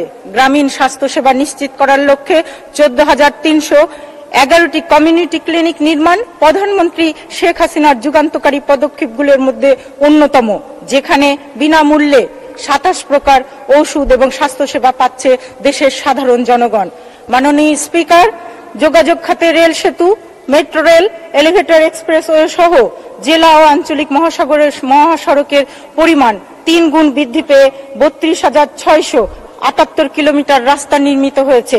গ্রামীণ সড়কে প্রায় 76 গুণ বৃদ্ধি পেয়ে 2,37,446 কিলোমিটারে উন্নতি হয়েছে। তারপরে গ্রামীণ সড়ক উন্নয়ন খাতে বাজেট বৃদ্ধি করা জরুরি বলে আমি মনে করি। মাননীয় স্পিকার, নারীর অর্থনৈতিক ক্ষেত্রে সর্বাধিক অংশগ্রহণের জন্য বিভিন্ন পদক্ষেপ গ্রহণ করেছে এই বাজেটে, যা সত্যই প্রশংসনীয়। শিক্ষা ক্ষেত্রে অভাবনীয় সাফল্য অর্জন সম্ভব হয়েছে এবং 2021 সালের মধ্যে উন্নত স্মার্ট বাংলাদেশ গড়ার লক্ষ্যে শিক্ষার পরিবেশ তৈরি এবং কর্মোপযোগী শিক্ষা ও কর্মসংস্থান তৈরিতে বিশেষ অগ্রাধিকার দিয়েছে এই বাজেটে। ব্যাপক কর্মসংস্থান সৃষ্টি, দক্ষ জনশক্তি গড়ার লক্ষ্যে কারিগরি শিক্ষাকে আধুনিকরণ করার উপযোগী সিদ্ধান্ত নেওয়া হয়েছে। তবে এই খাতে বাজেট বৃদ্ধি করা প্রয়োজন বলে আমি মনে করি। মাননীয় স্পিকার, তলাবিহীন ঝুড়ি থেকে বাংলাদেশ এখন পরমাণু বিদ্যুৎ, কর্ণফুলী টানেল, বঙ্গবন্ধু স্যাটেলাইটের দেশ, আর এইগুলোই সম্ভব হয়েছে কেবলমাত্র জননেত্রী শেখ হাসিনার জন্য। মাননীয় প্রধানমন্ত্রী জননেত্রী শেখ হাসিনার নেতৃত্বে চতুর্থ শিল্প বিপ্লব ঘটবে ইনশাল্লাহ, যেখানে কৃত্রিম বুদ্ধিমত্তার মাধ্যমে যুগান্তকারী বিভিন্ন প্রযুক্তির ব্যবহার করে নির্মিত হবে স্মার্ট বাংলাদেশ, যার ভিত্তি হবে স্মার্ট নাগরিক, স্মার্ট অর্থনীতি, স্মার্ট সরকার, স্মার্ট সমাজ ব্যবস্থা এবং স্মার্ট বাংলাদেশের মাথাপিছু আয় হবে 12,500 মার্কিন ডলার। দারিদ্র সীমা থাকবে 3% নিচে এবং অতি দারিদ্র সীমা 0 কোঠায় পৌঁছায় আসবে ইনশাল্লাহ। মাননীয় স্পিকার, আমাকে আরো 2 মিনিট সময় দিবেন। মাননীয় স্পিকার, বক্তব্যের শেষ প্রান্তে চলন বিলের গণমানুষের কিছু দাবির কথা আমি বলতে চাই। সিরাজগঞ্জ জেলার হাটিকুরমুল থেকে নাটোর জেলার বনপাড়া হয়ে সোনা মসজিদ পর্যন্ত প্রস্তাবিত 4 লেন মহাসড়কটি দ্রুত কাজ করা দরকার। নাটোর জেলার বড়াইগ্রাম উপজেলার রাজ্জাকের মোড় থেকে পাবনা জেলার চাটমোহর উপজেলা পর্যন্ত এবং সিংড়া উপজেলা থেকে গুরুদাসপুর উপজেলার নয়াবাজার পর্যন্ত দুটি রাস্তা অত্যন্ত জনবহুল ও ব্যস্ততম সড়ক হয়। এই রাস্তা দুটিকে আঞ্চলিক মহাসড়কে রূপান্তর করা এখন জনগণের দাবিতে পরিণত হয়েছে। 2 মিনিট বলুন। চলনবিল অঞ্চল একটি কৃষি নির্ভর অঞ্চল। এই অঞ্চলে অ্যাগ্রো বেসড শিল্প কারখানা স্থাপন জরুরি। আমার বাবার স্বপ্ন ছিল চলনবিলের অঞ্চলের সামগ্রিক উন্নয়ন। সেই জন্য তিনি চলনবিল উন্নয়ন প্রকল্প নামে একটি প্রকল্প স্থানীয় সরকার মন্ত্রণালয়ে জমা দিয়েছিলেন। সেই প্রকল্পটি দ্রুত কার্যকর করার জন্য স্থানীয় সরকার মন্ত্রণালয়ের মাননীয় মন্ত্রী মহোদয়ের দৃষ্টি আকর্ষণ করছি। মাননীয় প্রধানমন্ত্রী ঘোষিত নাটোরে ডক্টর এম ওয়াজেদ আলী কৃষি বিশ্ববিদ্যালয় ও লালপুরের অর্থনৈতিক জোনের কাজ দ্রুত শুরু করা প্রয়োজন। মাননীয় স্পিকার, বৈষয়িক প্রেক্ষাপট, মুদ্রাস্ফীতি, দ্রব্যমূল্যের ঊর্ধ্বগতি, জলবায়ু পরিবর্তনের বিরূপ প্রভাব সহ বিভিন্ন চ্যালেঞ্জকে মোকাবিলা করে জনমানুষের জননেত্রী শেখ হাসিনার সাহসী, গতিশীল, কৌশল ও দূরদর্শী দিক নির্দেশনায় 2041 সালের মধ্যে একটি জ্ঞানভিত্তিক, সুখী, সমৃদ্ধ, স্মার্ট বাংলাদেশ বিনির্মাণের স্বপ্ন পূরণ করে আমরা সামনে এগিয়ে যাব ইনশাল্লাহ। মাননীয় স্পিকার, সর্বোপরি বক্তব্যের শেষ প্রান্তে বলতে চাই, এই বাজেট গণমানুষের কল্যাণের বাজেট, এই বাজেট জনবান্ধব বাজেট। তাই বলি, আমাদের একজন শেখ হাসিনা আছে। শেখ হাসিনা যতক্ষণ এই বাংলাদেশের হাত ধরে আছে ততক্ষণ এই বাংলাদেশকে কেউ দাবিয়ে রাখতে পারবে না। মাননীয় স্পিকার, আমি এই বাজেটের উত্তরোত্তর সমৃদ্ধ কামনা করছি এবং আগামী স্মার্ট এবং অপার সম্ভাবনার বাংলাদেশ বিনির্মাণে একজন সহযাত্রী হিসাবে কাজ করতে পারি সেই প্রত্যাশা করছি। একজন হেরে না যাওয়া সৈনিকের নাম বঙ্গবন্ধু, একজন অন্যায়ের কাছে মাথা না নোয়ার যোদ্ধার নাম হচ্ছে শেখ হাসিনা। আওয়ামী লীগের 75তম জন্মবার্ষিকী উপলক্ষে সকল নেতাকর্মীকে শুভেচ্ছা জানিয়ে আমি আমার বক্তব্য শেষ করছি। জয় বাংলা, জয় বঙ্গবন্ধু, বাংলাদেশ চিরজীবী হোক। ধন্যবাদ, ধন্যবাদ মাননীয় সদস্য সুন্দর বক্তব্য উপস্থাপন করবার জন্য। এখন মাননীয় সদস্য জনাব তানভীর শাকিল জয় 62 সিরাজগঞ্জ 1-কে আলোচনায় অংশগ্রহণ করবার অনুরোধ জানাচ্ছি। আপনার নির্ধারিত সময় 7 মিনিট। মাননীয় স্পিকার, 2024-25 অর্থ বছরের বাজেটের উপরে আমাকে বক্তব্য প্রদানের সুযোগ দানের জন্য আপনাকে আন্তরিক ধন্যবাদ জানাচ্ছি। বক্তব্যের শুরুতেই আমি গভীর শ্রদ্ধার সাথে স্মরণ করছি হাজার বছরের শ্রেষ্ঠ বাঙালির মুক্তি সংগ্রামের মহানায়ক, জাতির জনক বঙ্গবন্ধু শেখ মুজিবুর রহমানকে। গভীর শ্রদ্ধার সাথে স্মরণ করছি বঙ্গমাতা শেখ ফজিলাতুন্নেসা মুজিব সহ বঙ্গবন্ধু পরিবারের সকল শহীদানদের। গভীর শ্রদ্ধার সাথে স্মরণ করছি আমার দাদা বাংলাদেশের সাবেক প্রধানমন্ত্রী শহীদ এম মনসুর আলী সহ জাতীয় 4 নেতাকে। স্মরণ করছি মুক্তিযুদ্ধের সকল শহীদ এবং সম্ভ্রম হারানো সকল মা বোনকে। গভীর শ্রদ্ধায় স্মরণ করছি আমার মরহুম পিতা মাননীয় প্রধানমন্ত্রী জননেত্রী শেখ হাসিনার আজন্ম সহযোদ্ধা সাবেক সফল মন্ত্রী আলহাজ মোহাম্মদ নাসিম সাহেবকে। মাননীয় স্পিকার, মাননীয় অর্থমন্ত্রীকে প্রথমেই ধন্যবাদ জানাই মাননীয় প্রধানমন্ত্রীর নেতৃত্বে বৈশ্বিক অর্থনৈতিক প্রতিকূল এই প্রেক্ষাপটে গণমুখী, বাস্তবসম্মত, স্মার্ট প্রায় 8 লক্ষ কোটি টাকার একটি বাজেট প্রণয়নের জন্য। মাননীয় স্পিকার, মাননীয় অর্থমন্ত্রী এবার বাজেটের প্রতিপাদ্য বিষয় রেখেছেন টেকসই উন্নয়নের পরিক্রমায় স্মার্ট বাংলাদেশের স্বপ্নযাত্রা। মাননীয় স্পিকার, করোনার অভিঘাত, রাশিয়া ইউক্রেন যুদ্ধ, গাজা ইসরায়েলি আগ্রাসন, বৈশ্বিক অর্থনৈতিক মন্দা, এই সকল কিছুর যৌথ অভিঘাতে বৈশ্বিক অর্থনীতি অত্যন্ত টালমাটাল অবস্থায় রয়েছে। দ্রব্যমূল্যের ঊর্ধ্বগতি, স্থানীয় মুদ্রার বিপরীতে ডলারের ঊর্ধ্বগতি, সরবরাহ চেইনে ঘাটতি, মুদ্রা ও সরবরাহে বহুমুখী চাপ, জ্বালানি তেলের মূল্য বৃদ্ধি বিশ্বের সকল রাষ্ট্র ও জনজীবনকে কঠিন বাস্তবতার মুখোমুখি করেছে। মাননীয় স্পিকার, বর্তমান বিশ্বে মূল্যস্ফীতি এবং খাদ্য মূল্যস্ফীতি এই দুটি প্রধান সংকট। বাংলাদেশেও এটি একটি প্রধান সংকটে আবির্ভূত হয়েছে। তবে মাননীয় প্রধানমন্ত্রী জননেত্রী শেখ হাসিনার প্রাজ্ঞতা, সাহসী, সময়োচিত, জনবান্ধব পদক্ষেপ মূল্যস্ফীতির হ্রাস সহনীয় পর্যায়ে রাখার জন্য নিরন্তর প্রয়াস চালিয়ে যাচ্ছে। মাননীয় স্পিকার, আমরা যদি বিশ্বের বিভিন্ন দেশের সাথে বাংলাদেশের বর্তমানে বিশেষ করে খাদ্য মূল্যস্ফীতিকে একটু কম্পেয়ার করি, বাংলাদেশে বর্তমানে 10% মতো খাদ্য মূল্যস্ফীতি রয়েছে, যেটি মিশরে 31%, ভারতে প্রায় 9%, ইন্দোনেশিয়াতে 7%, ইরানে 24%, কুয়েত এবং নরওয়ের মতো ধনী দেশেও কিন্তু 7%-এর কাছাকাছি, দক্ষিণ কোরিয়ায় 6%, তুরস্কে 70%। মাননীয় স্পিকার, এই বৈশ্বিক সংকটেও বাংলাদেশের জিডিপির গড় প্রবৃদ্ধি 6.7%। মাননীয় স্পিকার, অর্থনীতির সামগ্রিক অবস্থা বিভিন্ন সূচকের উপর নির্ভরশীল। প্রস্তাবিত বাজেটে আমাদের বাজেট ঘাটতি জিডিপির 4.6%। সকল বর্ধনশীল অর্থনীতিতে কিন্তু মাননীয় স্পিকার 5% পর্যন্ত ঘাটতি অর্থনীতির একটি স্বাভাবিক প্রক্রিয়া। মার্কিন যুক্তরাষ্ট্রের মতো অর্থনীতিতে বাজেট ঘাটতি $1.7 ট্রিলিয়ন মাননীয় স্পিকার, যা সেটি তাদের জিডিপির 6.3%। মাননীয় স্পিকার, মাননীয় স্পিকার, অনেকেই বাজেটে আমাদের ঋণের সমালোচনা করে থাকেন। আমাদের অভ্যন্তরীণ বৈশ্বিক ঋণের পরিমাণ এটা জিডিপির কিন্তু 4.41%, যেটি আইএমএফ এর যে থ্রেশহোল্ড রয়েছে 55% তার অনেক নিচে, এবং এই ঋণ পরিশোধের অনুপাত 14% বা জিডিপির 2.2%।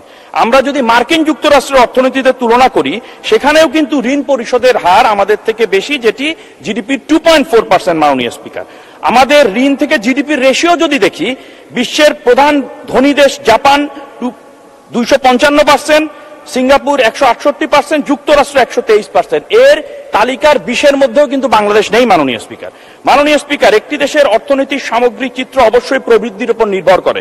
কোভিড ও যুদ্ধ বিধ্বস্ত সকল সংকটকে কাটিয়ে 2024 সালে জিডিপির প্রজেকশন কিন্তু ওয়ার্ল্ড ব্যাংক অনুযায়ী 6%, যেটি অত্যন্ত কনজারভেটিভ, যেখানে ইউএসএ তে 2.73%, চীনে 4.64%, জাপানে 0.86%, সিঙ্গাপুরে 2% এবং ভারতের মতো দেশেও 6.81%। মাননীয় স্পিকার, আমরা অনেক সময় দেখে থাকি তথাকথিত সুশীল বাবু এবং বিএনপি জামাতের যারা কুশীল বাবু আছেন, তারা দ্রব্যমূল্যের ঊর্ধ্বগতি নিয়ে বিভিন্ন সবক টবক আমাদের দেন। আমরা যদি একটু অতীতের দিকে তাকাই, 2001 থেকে 2006 সাল পর্যন্ত প্রতি বছর খাদ্যদ্রব্যের মূল্য প্রতি বছর দ্বিগুণ হয়েছে। শুধুমাত্র 2003 সালের জুলাই থেকে 2004 সালের জুন পর্যন্ত নিত্য পণ্যের মূল্য বৃদ্ধি ছিল 249%। মাননীয় স্পিকার, এবং এই এক বছরে জীবনযাত্রার মান বেড়েছিল 2.5 গুণের বেশি। মাননীয় স্পিকার, দুর্নীতির বরপুত্র তারেক রহমানের নেতৃত্বে হাওয়া ভবন সিন্ডিকেট শুধুমাত্র নিত্য পণ্যের বাজার থেকে 2001 থেকে 2006 পর্যন্ত 3 লক্ষ কোটি টাকা লুট করেছিলেন। এটি বিভিন্ন পত্র পত্রিকায় এসেছিল। মাননীয় স্পিকার, মাননীয় স্পিকার, আর এবছরের যে বাজেট দেওয়া হয়েছে সেটি শুধু একটি অর্থনৈতিক দলিল নয়। গত 15 বছরে সকল ষড়যন্ত্র এবং বৈশ্বিক প্রতিকূলতাকে অতিক্রম করে মাননীয় প্রধানমন্ত্রী বিশ্বের অন্যতম সফল শ্রেষ্ঠ রাষ্ট্রনায়ক জননেত্রী শেখ হাসিনার নেতৃত্বে এটি একটি উন্নয়নের স্বপ্নযাত্রার সনদ। মাননীয় স্পিকার, আমরা জানি যে 2001 সাল থেকে 2006 সাল পর্যন্ত বিএনপি জামাতের ভয়াবহ দুঃশাসনে ধ্বংসপ্রাপ্ত বিদ্যুৎ খাত, ভঙ্গুর অর্থনীতি, জঙ্গিবাদের সর্বগ্রাসী ছোবলে বাংলাদেশ ছিল একটি ব্যর্থ রাষ্ট্র, দুর্নীতিতে চ্যাম্পিয়ন রাষ্ট্র। কিন্তু মাননীয় প্রধানমন্ত্রী জননেত্রী শেখ হাসিনা 2008 সালে আমাদের যে দিন বদলের সনদ দিয়েছিলেন, সেটি ছিল বাঙালি জাতির মুক্তির একটি নতুন সনদ। 2021 সালের পূর্বে ডিজিটাল মধ্যম আয়ের বাংলাদেশ কিন্তু সেই স্বপ্নের সফল বাস্তবায়ন ঘটিয়েছে। আমরা যদি শুধুমাত্র বিএনপি জামাতের সেই সময়ের সাথে আমাদের বর্তমান সময়ের একটু তুলনা করি, সেই সময়ে মোবাইল ব্যবহারকারী ছিল 2,36,00,000, বর্তমানে সেটি 19 কোটি ছাড়িয়েছে। মাননীয় স্পিকার, আমাদের সেই বিএনপি জামাতের সময় 427 মাত্র মার্কিন ডলার ছিল মাথাপিছু আয়, বর্তমানে 2784। সাক্ষরতার হার ছিল সেই সময়ে 52%, আমাদের সময় 77%। মাননীয় স্পিকার, বিএনপির সময় 2006 সালে দারিদ্র্যের হার ছিল 41.51%, বর্তমানে সেটি মাত্র 18.7%। মাননীয় স্পিকার, মাতৃমৃত্যু হার গত 15 বছরেই কমেছে 34%। মাননীয় স্পিকার, 2006 সালে যেখানে প্রতি লাখে মৃত্যু হতো 339, সেখানে বর্তমানে 220-এর নিচে।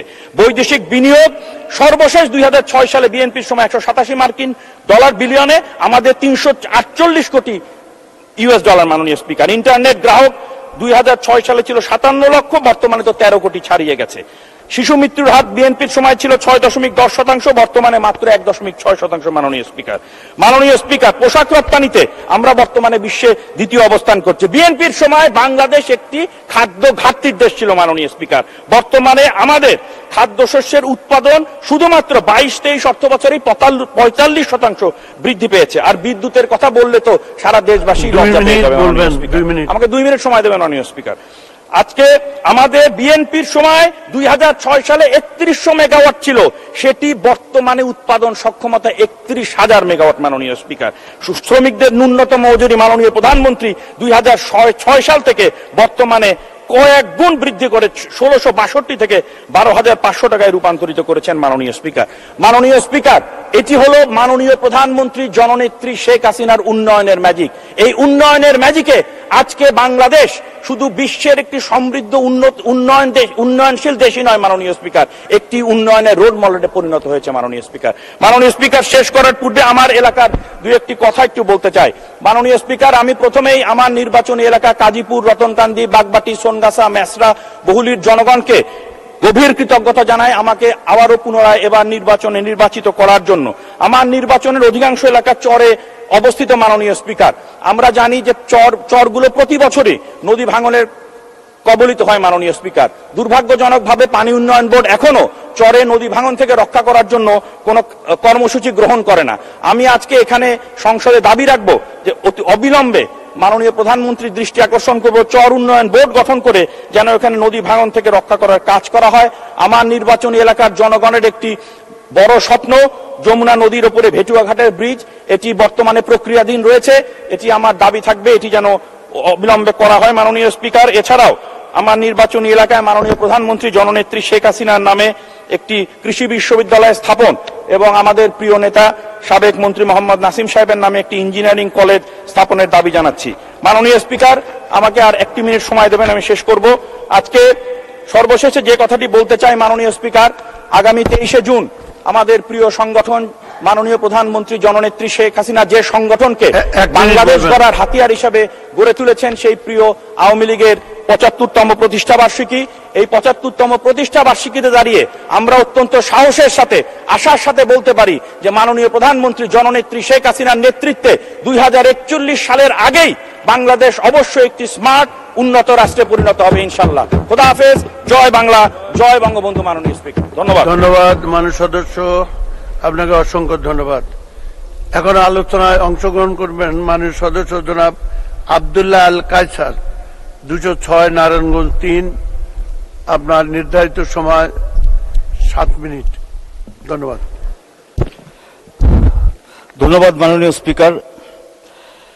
আমি 2024-2025 বাজেটের উপর আলোচনার পূর্বে সর্বপ্রথমে স্মরণ করতে চাই হাজার বছরের শ্রেষ্ঠ বাঙালি জাতির পিতা বঙ্গবন্ধু শেখ মুজিবুর রহমান সহ 15ই আগস্টে জাতির পিতার পরিবারের সকল সদস্যদের, যাদেরকে নির্মমভাবে হত্যা করে এই দেশকে একটি অন্ধকারের মধ্যে ঠেলে দেওয়ার যে চক্রান্ত হয়েছিল, আমি তাদের সকলকে শ্রদ্ধার সাথে স্মরণ করি।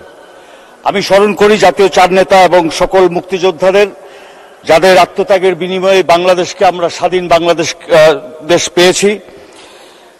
মাননীয় স্পিকার, আজকে আমি সর্বপ্রথমে বলতে চাই, জাতির পিতা বঙ্গবন্ধু শেখ মুজিবুর রহমান স্বপ্ন দেখেছিলেন বিশ্বের মানচিত্রে বাংলাদেশ নামক একটি স্বাধীন বাংলাদেশকে উনি মানচিত্রে দেখবেন। এটাই ছিল স্বাধীন আমাদের জাতির পিতার স্বপ্ন। 1949 সালে তিলে তিলে গড়া এই বাংলাদেশ আওয়ামী লীগ মুক্তিযোদ্ধায় নেতৃত্ব দিয়েছে যেই দল, সেই দলের নাম হলো বাংলাদেশ আওয়ামী লীগ। সেই দল আজকে তিলে তিলে 1949 সাল থেকে 71 পর্যন্ত বহু ষড়যন্ত্র, বহু আন্দোলন করে আমাদের আজকে এই বাংলাদেশ উপহার দিয়েছেন। যে বাংলাদেশের মাথা উঁচু করে আমরা গর্বের সাথে বলতে পারি আজকে আমরা বাংলাদেশের নাগরিক।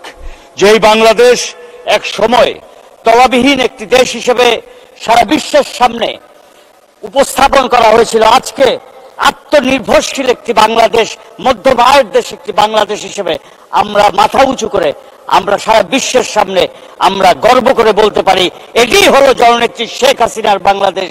যেই বাংলাদেশকে আজকে সারা বিশ্বের সামনে জননেত্রী শেখ হাসিনার পরিশ্রম করে, কষ্ট করে, সমস্ত আরাম আয়েশ ত্যাগ করে স্মার্ট বাংলাদেশে রূপান্তরিত করার জন্য উনি ত্যাগ স্বীকার করে যাচ্ছেন। সেই বাংলাদেশের নাগরিক হয়ে আমি গর্ববোধ করে আমি বলতে পারি আজকে আমি সেই মহান সংসদের আজকে সংসদ সদস্য। আমি আজকে এই বাজেটের উপরে যেহেতু আলোচনা, আমি আমার বাজেটের আলোচনার সর্বপ্রথমে আমি স্মরণ করি আমার নির্বাচনী এলাকার সোনারগাঁর সকল ভোটারদের যারা বিশ্বাস রেখে আমাকে ভোট দিয়ে এই মহান পবিত্র জায়গায় পাঠিয়েছেন। আমি শ্রদ্ধার সাথে স্মরণ করি আমার দাদা মরহুম সাজেদ আলী, যিনি বঙ্গবন্ধুর সাথে উনি এমসিএ নির্বাচিত ছিলেন। আমি স্মরণ করি আমার পরিবারের সকল মুরব্বীদের যারা ইতিপূর্বে সংসদ সদস্য হয়েছেন, যারা নেতৃত্ব দিয়েছেন, আওয়ামী লীগের নেতৃত্ব দিয়েছেন, যারা চেয়ারম্যান, উপজেলা চেয়ারম্যান নির্বাচিত হয়ে সোনারগাঁকে নেতৃত্ব দিয়েছেন অতীতে। বিশেষভাবে আমি স্মরণ করি আমার পিতা মরহুম আবুল আসলার সাহেবকে, যিনি হয়তোবা সংসদ সদস্য নির্বাচিত হতে পারেননি, কিন্তু ওনার ত্যাগের বিনিময়ে, ওনার আত্মত্যাগের বিনিময়ে আজকে সোনারগাঁ আওয়ামী লীগ ঐক্যবদ্ধ আছে, যার ফলশ্রুতিতে আজকে জননেত্রী শেখ হাসিনা আবুল আসলার সাহেবের সন্তান হিসেবে আজকে সারা বিশ্বের সামনে, সারা বাংলাদেশের সামনে আমাকে একটি স্থান করে দিয়েছেন। 316 কোটি 20 কোটি মানুষের মধ্যে 300 জনের মধ্যে একজন হলাম আমি। আমার চাওয়া পাওয়ার আর কিছু নেই। এখন শুধু একটা জিনিস আমি চাই মাননীয় স্পিকার আপনার মাধ্যমে, যে আমার সোনারগাঁবাসী যারা বিশ্বাস করে ভোট দিয়ে আওয়ামী লীগের একজন প্রার্থী হিসেবে নৌকার প্রার্থীকে ভোট দিয়েছেন, তাদের সমস্ত চাওয়া পাওয়াকে বাস্তবায়ন করার জন্য এই মহান সংসদে আমি উপস্থিত হয়েছি। আজকে মাননীয় স্পিকার, সুখী সমৃদ্ধ উন্নত ও স্মার্ট বাংলাদেশ বিনির্মাণের অঙ্গীকার নিয়ে এবারের প্রস্তাবিত বাজেট সরকার ও জনসাধারণ স্বপ্ন দেখছে ভিন্ন একটি বাংলাদেশের, অপেক্ষা করছে নতুন একটি অর্থনীতির। আমাদের তরুণ সমাজরা স্বপ্ন দেখছে স্মার্ট বাংলাদেশের, স্মার্ট নাগরিক, স্মার্ট অর্থনীতি, স্মার্ট সরকার ও স্মার্ট সমাজ ব্যবস্থা নির্মাণ প্রকল্পে মাননীয় অর্থমন্ত্রী দ্বারা প্রস্তাবিত বাজেটে সবচেয়ে বেশি জোর দিয়েছেন 2041 সালের জন্য আওয়ামী লীগের নির্বাচনী ইস্তেহারের উপরে। এজন্য আমি মাননীয় অর্থমন্ত্রীকে আন্তরিকভাবে ধন্যবাদ জানাই। মাননীয় স্পিকার, আপনারা জানেন যে মাননীয় প্রধানমন্ত্রী সোনারগাঁও উপজেলাকে শিল্পনগরী অঞ্চল ও উন্নয়নের কেন্দ্রবিন্দু গেটওয়ে হিসেবে ঘোষণা দিয়েছেন। 2008-এর পূর্বে, নবম জাতীয় সংসদের পূর্বে বাংলাদেশের চিত্র ছিল ভিন্ন। এক দুর্ভিক্ষ, দুর্নীতি, সমস্ত অর্থ লুটপাট করে হাওয়া ভবনে সমস্ত অর্থ নিয়ে যেত সেই বিএনপির চক্র দুর্নীতিবাজরা। জননেত্রী শেখ হাসিনা সরকার গঠন করার পর আমাদের বাংলাদেশের চিত্র পাল্টাতে শুরু করেছে। সোনারগাঁ হয়েছে অর্থনৈতিক একটি জোন। সোনারগাঁ রূপান্তরিত হয়েছে পাওয়ার হাবে, যেখানে ইতিমধ্যেই 4টি বড় বড় বিদ্যুৎ উৎপাদন কেন্দ্র প্রতিষ্ঠিত হয়েছে। 4টি আমাদের সোনারগাঁয়ে 4টি ইকোনমিক জোন মাননীয় প্রধানমন্ত্রী ইতিমধ্যেই ঘোষণা দিয়েছেন, যেখানে ছোট বড় প্রায় 400-রও বেশি শিল্প প্রতিষ্ঠান, চাঁদাবাজ মুক্ত, দখলবাজ মুক্ত এই জোনগুলিকে আমরা বিশেষভাবে নজর দিয়ে যারা এখানে উদ্যোক্তা তাদেরকে সেই পরিবেশ সৃষ্টি করে দেওয়ার অঙ্গীকারবদ্ধ হয়ে আমরা আওয়ামী লীগের নেতা কর্মীরা সকলে তাদের পাশে ছায়ার মতো থেকে তাদেরকে আমরা সেই সহযোগিতা করে যাচ্ছি। এই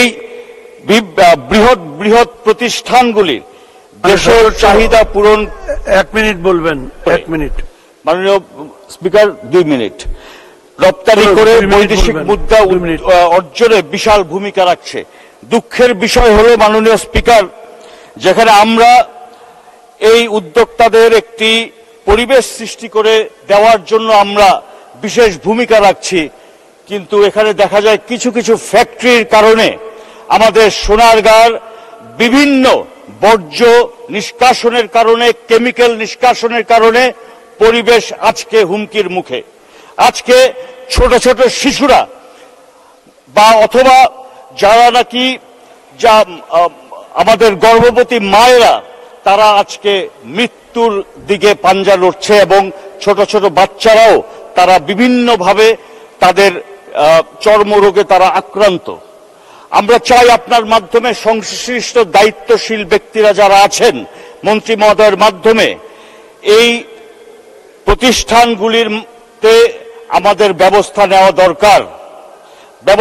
দরকার। আমাদের স্মার্ট বাংলাদেশ গড়তে হলে আমাদের কিন্তু প্রজন্মকে সঠিক পরিবেশ আমাদের উপহার দিতে হবে। আমরা চাই আমাদের এই প্রতিষ্ঠানগুলি সচেতন হয়ে আমাদের যাতে পরিবেশকে দূষণ না করে আমাদের সোনারগাঁর আগামী ভবিষ্যতের জন্য যাতে সেই পরিবেশটি তৈরি করে দেয়। আমাদের বাংলাদেশে এবং আমাদের সোনারগাঁয় পুরুষ এবং মহিলাদের কিন্তু ভোটের অধিকার সমান এবং আমাদের সমান তাদের আমাদের সেখানে তাদের একটা চাহিদা ছিল গ্যাস। আমি জানি না এই সিদ্ধান্ত কবে, যদি কোনো সময় হয় তাদের এই দাবিটি অবৈধ গ্যাসগুলিকে বৈধ করা জন্য আমি মাননীয় প্রধানমন্ত্রীর কাছে বিশেষভাবে আমি সোনারগাঁবাসীর পক্ষ থেকে আমি অনুরোধ জানাচ্ছি। আমাদের রাস্তাঘাট ব্যাপক উন্নয়ন হয়েছে, এক মিনিট বলুন, 1 মিনিট। স্পিকার, আমার মতে আমাদের সোনারগাঁয়ের যে রাস্তাঘাটগুলি রয়েছে সেগুলি আমাদের ধারাবাহিকভাবে উন্নয়নের পাশাপাশি ড্রেনেজ সিস্টেমগুলি আমাদের উন্নয়ন করা উচিত। ড্রেনেজ ব্যবস্থা যদি আমরা উন্নয়ন করতে না পারি, প্রশস্ত করতে না পারি, আমাদের তাহলে যে অর্থটি আমরা এই প্রকল্পে, এই রাস্তাঘাটে আমরা যেটি ব্যয় করছি সেটা আমার মনে হয় সেটা সঠিকভাবে আমরা ব্যবহার করতে আমরা পারছি না। সেটি আমরা আসলে আমাদের ড্রেনেজ ব্যবস্থাগুলি সর্বপ্রথমে করা দরকার, রাস্তাগুলি প্রশস্ত করা দরকার। আমাদের সোনারগাঁ পর্যটন নগরী একটি এলাকা, সেখানে আমাদের শ্রী শ্রী লোকনাথ ব্রহ্মচারী আশ্রম, আমাদের ঈদের পরের দিন আমাদের মাননীয় স্বাস্থ্যমন্ত্রী সোনারগাঁয়ে গিয়েছিলেন। আপনারা জানেন মাননীয় স্পিকার, সময় শেষ করুন, 1 মিনিট। মাননীয় স্পিকার, 1 মিনিট।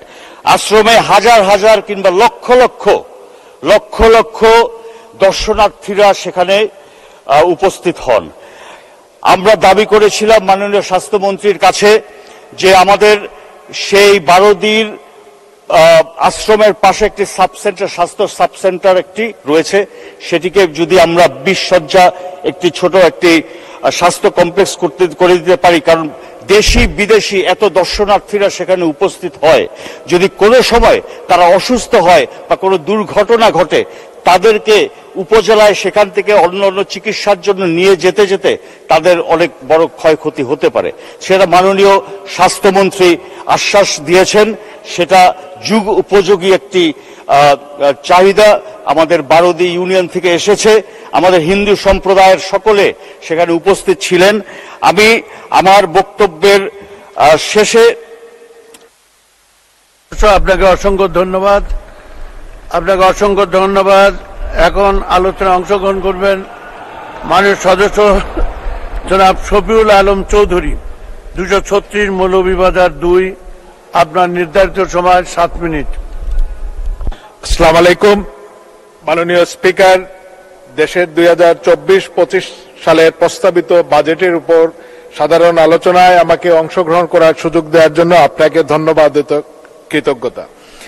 এটি আমাদের দেশের 53তম বাজেট। পরম করুণাময় আল্লাহর অশেষ মেহেরবানিতে এবং আমার প্রিয় নেত্রী বঙ্গবন্ধু কন্যা জয়নেত্রী শেখ হাসিনার বদন্যতায় সংসদ সদস্য হিসাবে মহান জাতীয় সংসদে বাজেটের উপর আমার প্রথম বক্তব্য। মাননীয় স্পিকার, বাজেট বক্তব্যের শুরুতেই গভীর শ্রদ্ধার সঙ্গে স্মরণ করে সর্বকালের সর্বশ্রেষ্ঠ বাঙালি জাতির পিতা বঙ্গবন্ধু শেখ মুজিবুর রহমান 75-এর কালো রাত্রিতে বঙ্গমাতা সহ যারা সেই দিন শহীদ হয়েছিলেন তাদের সকলের প্রতি আমরা জানাই শ্রদ্ধা জানাই জাতীয় চার নেতার প্রতি শ্রদ্ধার সঙ্গে স্মরণ করি এই জাতির শ্রেষ্ঠ সন্তান বীর মুক্তিযোদ্ধাদের প্রতি যারা অস্ত্র হাতে এই দেশকে স্বাধীন করেছিলেন। শ্রদ্ধাবনত চিত্তে স্মরণ করি 30 লক্ষ শহীদের রক্তের ঋণ, 2 লক্ষ নির্যাতিত মা বোন যাদের আত্মত্যাগে আমাদের এই স্বাধীনতা, সাথে সাথে কৃতজ্ঞতা এদেশের সকল কৃষক শ্রমিক মেহনতি মানুষের প্রতি যাদের শ্রমে ঘামে আজকে বাংলাদেশ এই জায়গায় এসেছে। মাননীয় স্পিকার, মানুষ সামাজিক জীব, আবার আমরা দারুণভাবে অর্থনৈতিক জীবও বটে। সেটা টের পাই বাজারে গেলে, যখন পকেটের মাপ আর বাজারের ব্যাগের গড়মিল দেখা দেয় তখন।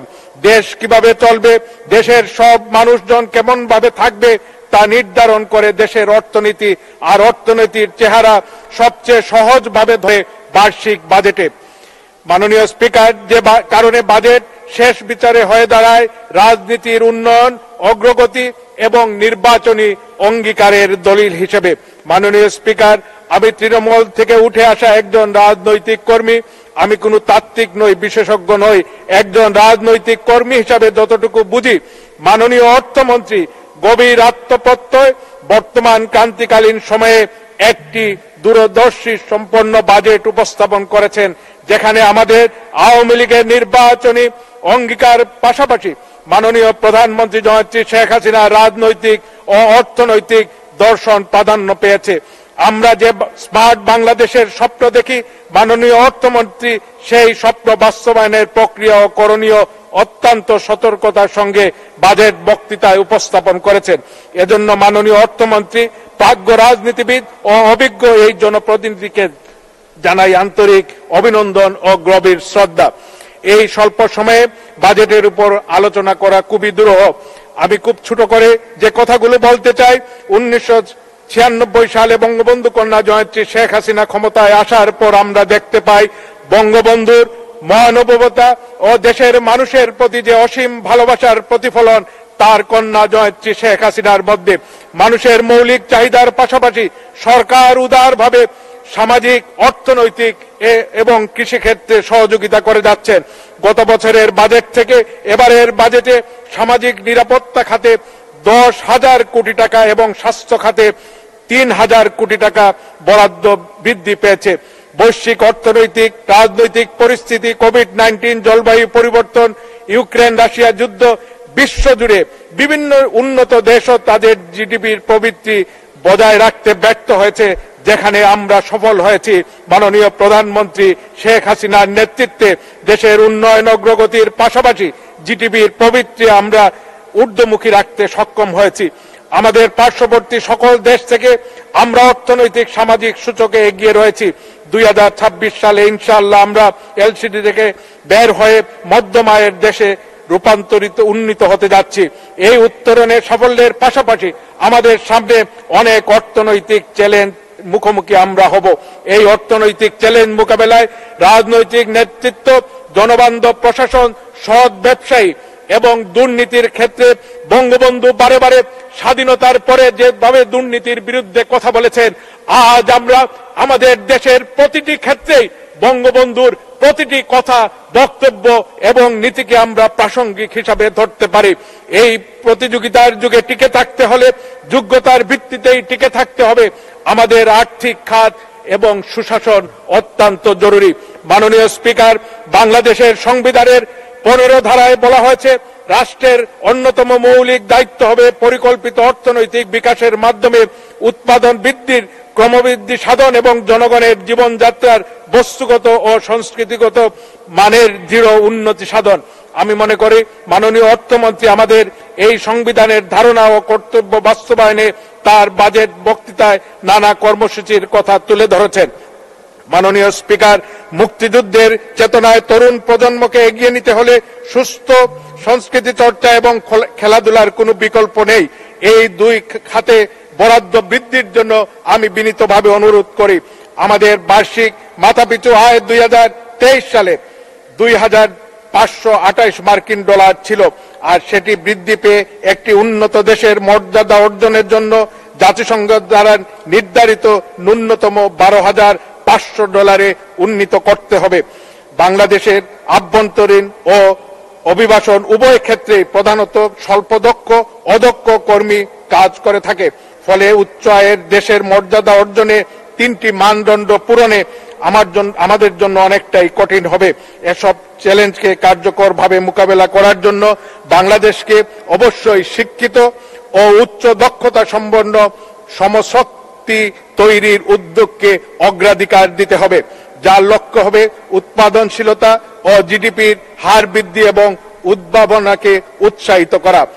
শ্রমিকদের রেমিটেন্স বাংলাদেশের অর্থনীতির একটি অন্যতম চালিকা শক্তি, যা জিডিপির বৃদ্ধিতে উল্লেখযোগ্য অবদান রাখে। শুধু 2023 সালে রেমিটেন্স হিসাবে প্রায় 21.9 বিলিয়ন ডলার এসেছে। বর্তমানে প্রায় 80 লাখ বাংলাদেশি অভিবাসী বিশ্বজুড়ে কর্মরত এবং বার্ষিক গড় 0.3 থেকে 0.4 মিলিয়ন মানুষ অভিবাসন গ্রহণ করেছে।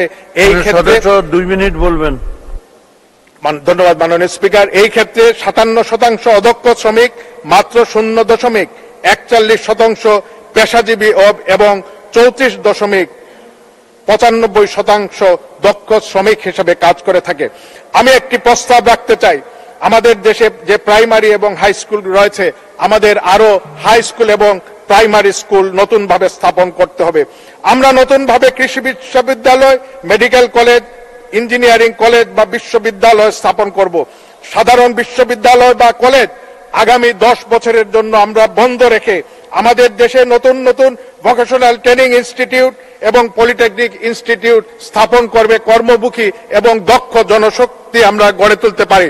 মাননীয় স্পিকার, আমি যখন এই মহান সংসদে বক্তব্য রাখছি, তখন আমার নির্বাচনী এলাকা কুলাউড়া সহ পুরো সিলেটে প্রায় 15 লক্ষাধিক মানুষ পানিবন্দী অবস্থায় আছে।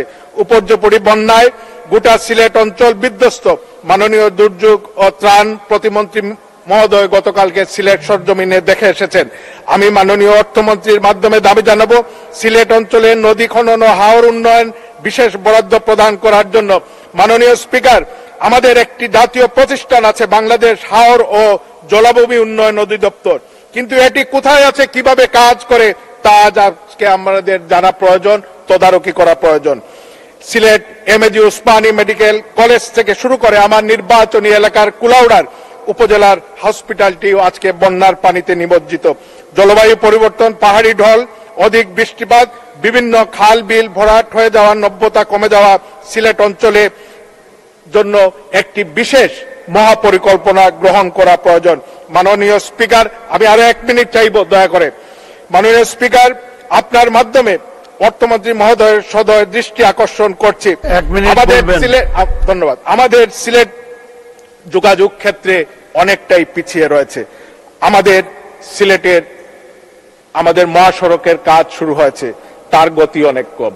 আমাদের আন্তর্জাতিক বিমানবন্দরে একটি টার্মিনাল হচ্ছে, সেটার গতি অত্যন্ত কম।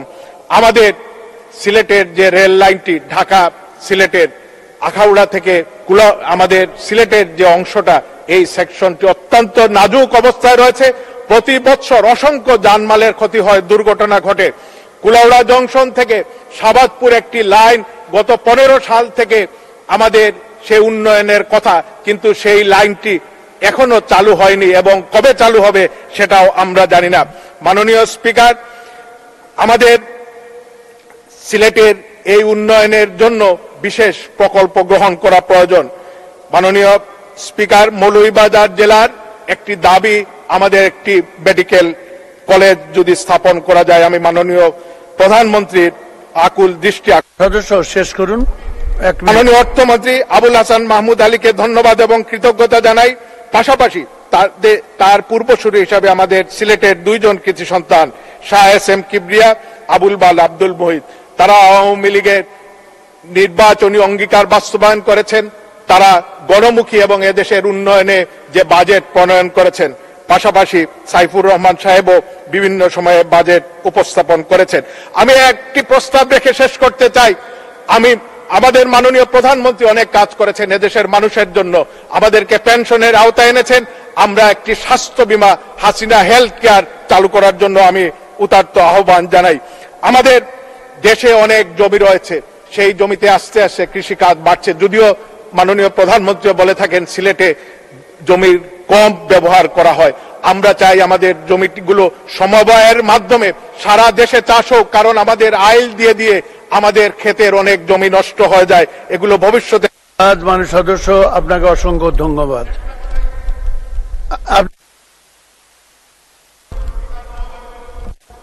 এই দেশে যে উন্নয়ন হচ্ছে, অগ্রগতি হচ্ছে, আমাদের দেশে মেগা প্রকল্পগুলোর কথা বাদই দিলাম, প্রায় 2 কোটি মানুষ আজকে অর্থনৈতিক সামাজিক নিরাপত্তার আওতায় আছে। বিশেষ কাজের মাধ্যমে টিসিবি থেকে ন্যায্য মূল্যে আরো প্রায় 1 কোটি মানুষ তারা নিত্য প্রয়োজনীয় খাদ্যদ্রব্য গ্রহণ করতে পারে, ক্রয় করতে পারে। আজকে বিএনপি সহ কিছু দল, কিছু জ্ঞানপাপী, দেশি বিদেশি কিছু সংস্থার অর্থপুষ্ট, যারা রাজনৈতিক কারণে আমাদের দেশের উন্নয়ন অগ্রগতি, আওয়ামী লীগের এই উন্নয়ন আজকে জয়শ্রী শেখ হাসিনার নেতৃত্বে এই বিশ্বের এই যে টালমাটাল রাজনৈতিক অর্থনৈতিক অবস্থা, এই জায়গায় যে দেশ দৃশ্যমান উন্নয়ন হচ্ছে তারা তার চোখে দেখে না। তারা টিনের চশমা পড়ে আছে, তাদের টিনের চশমা নিয়ে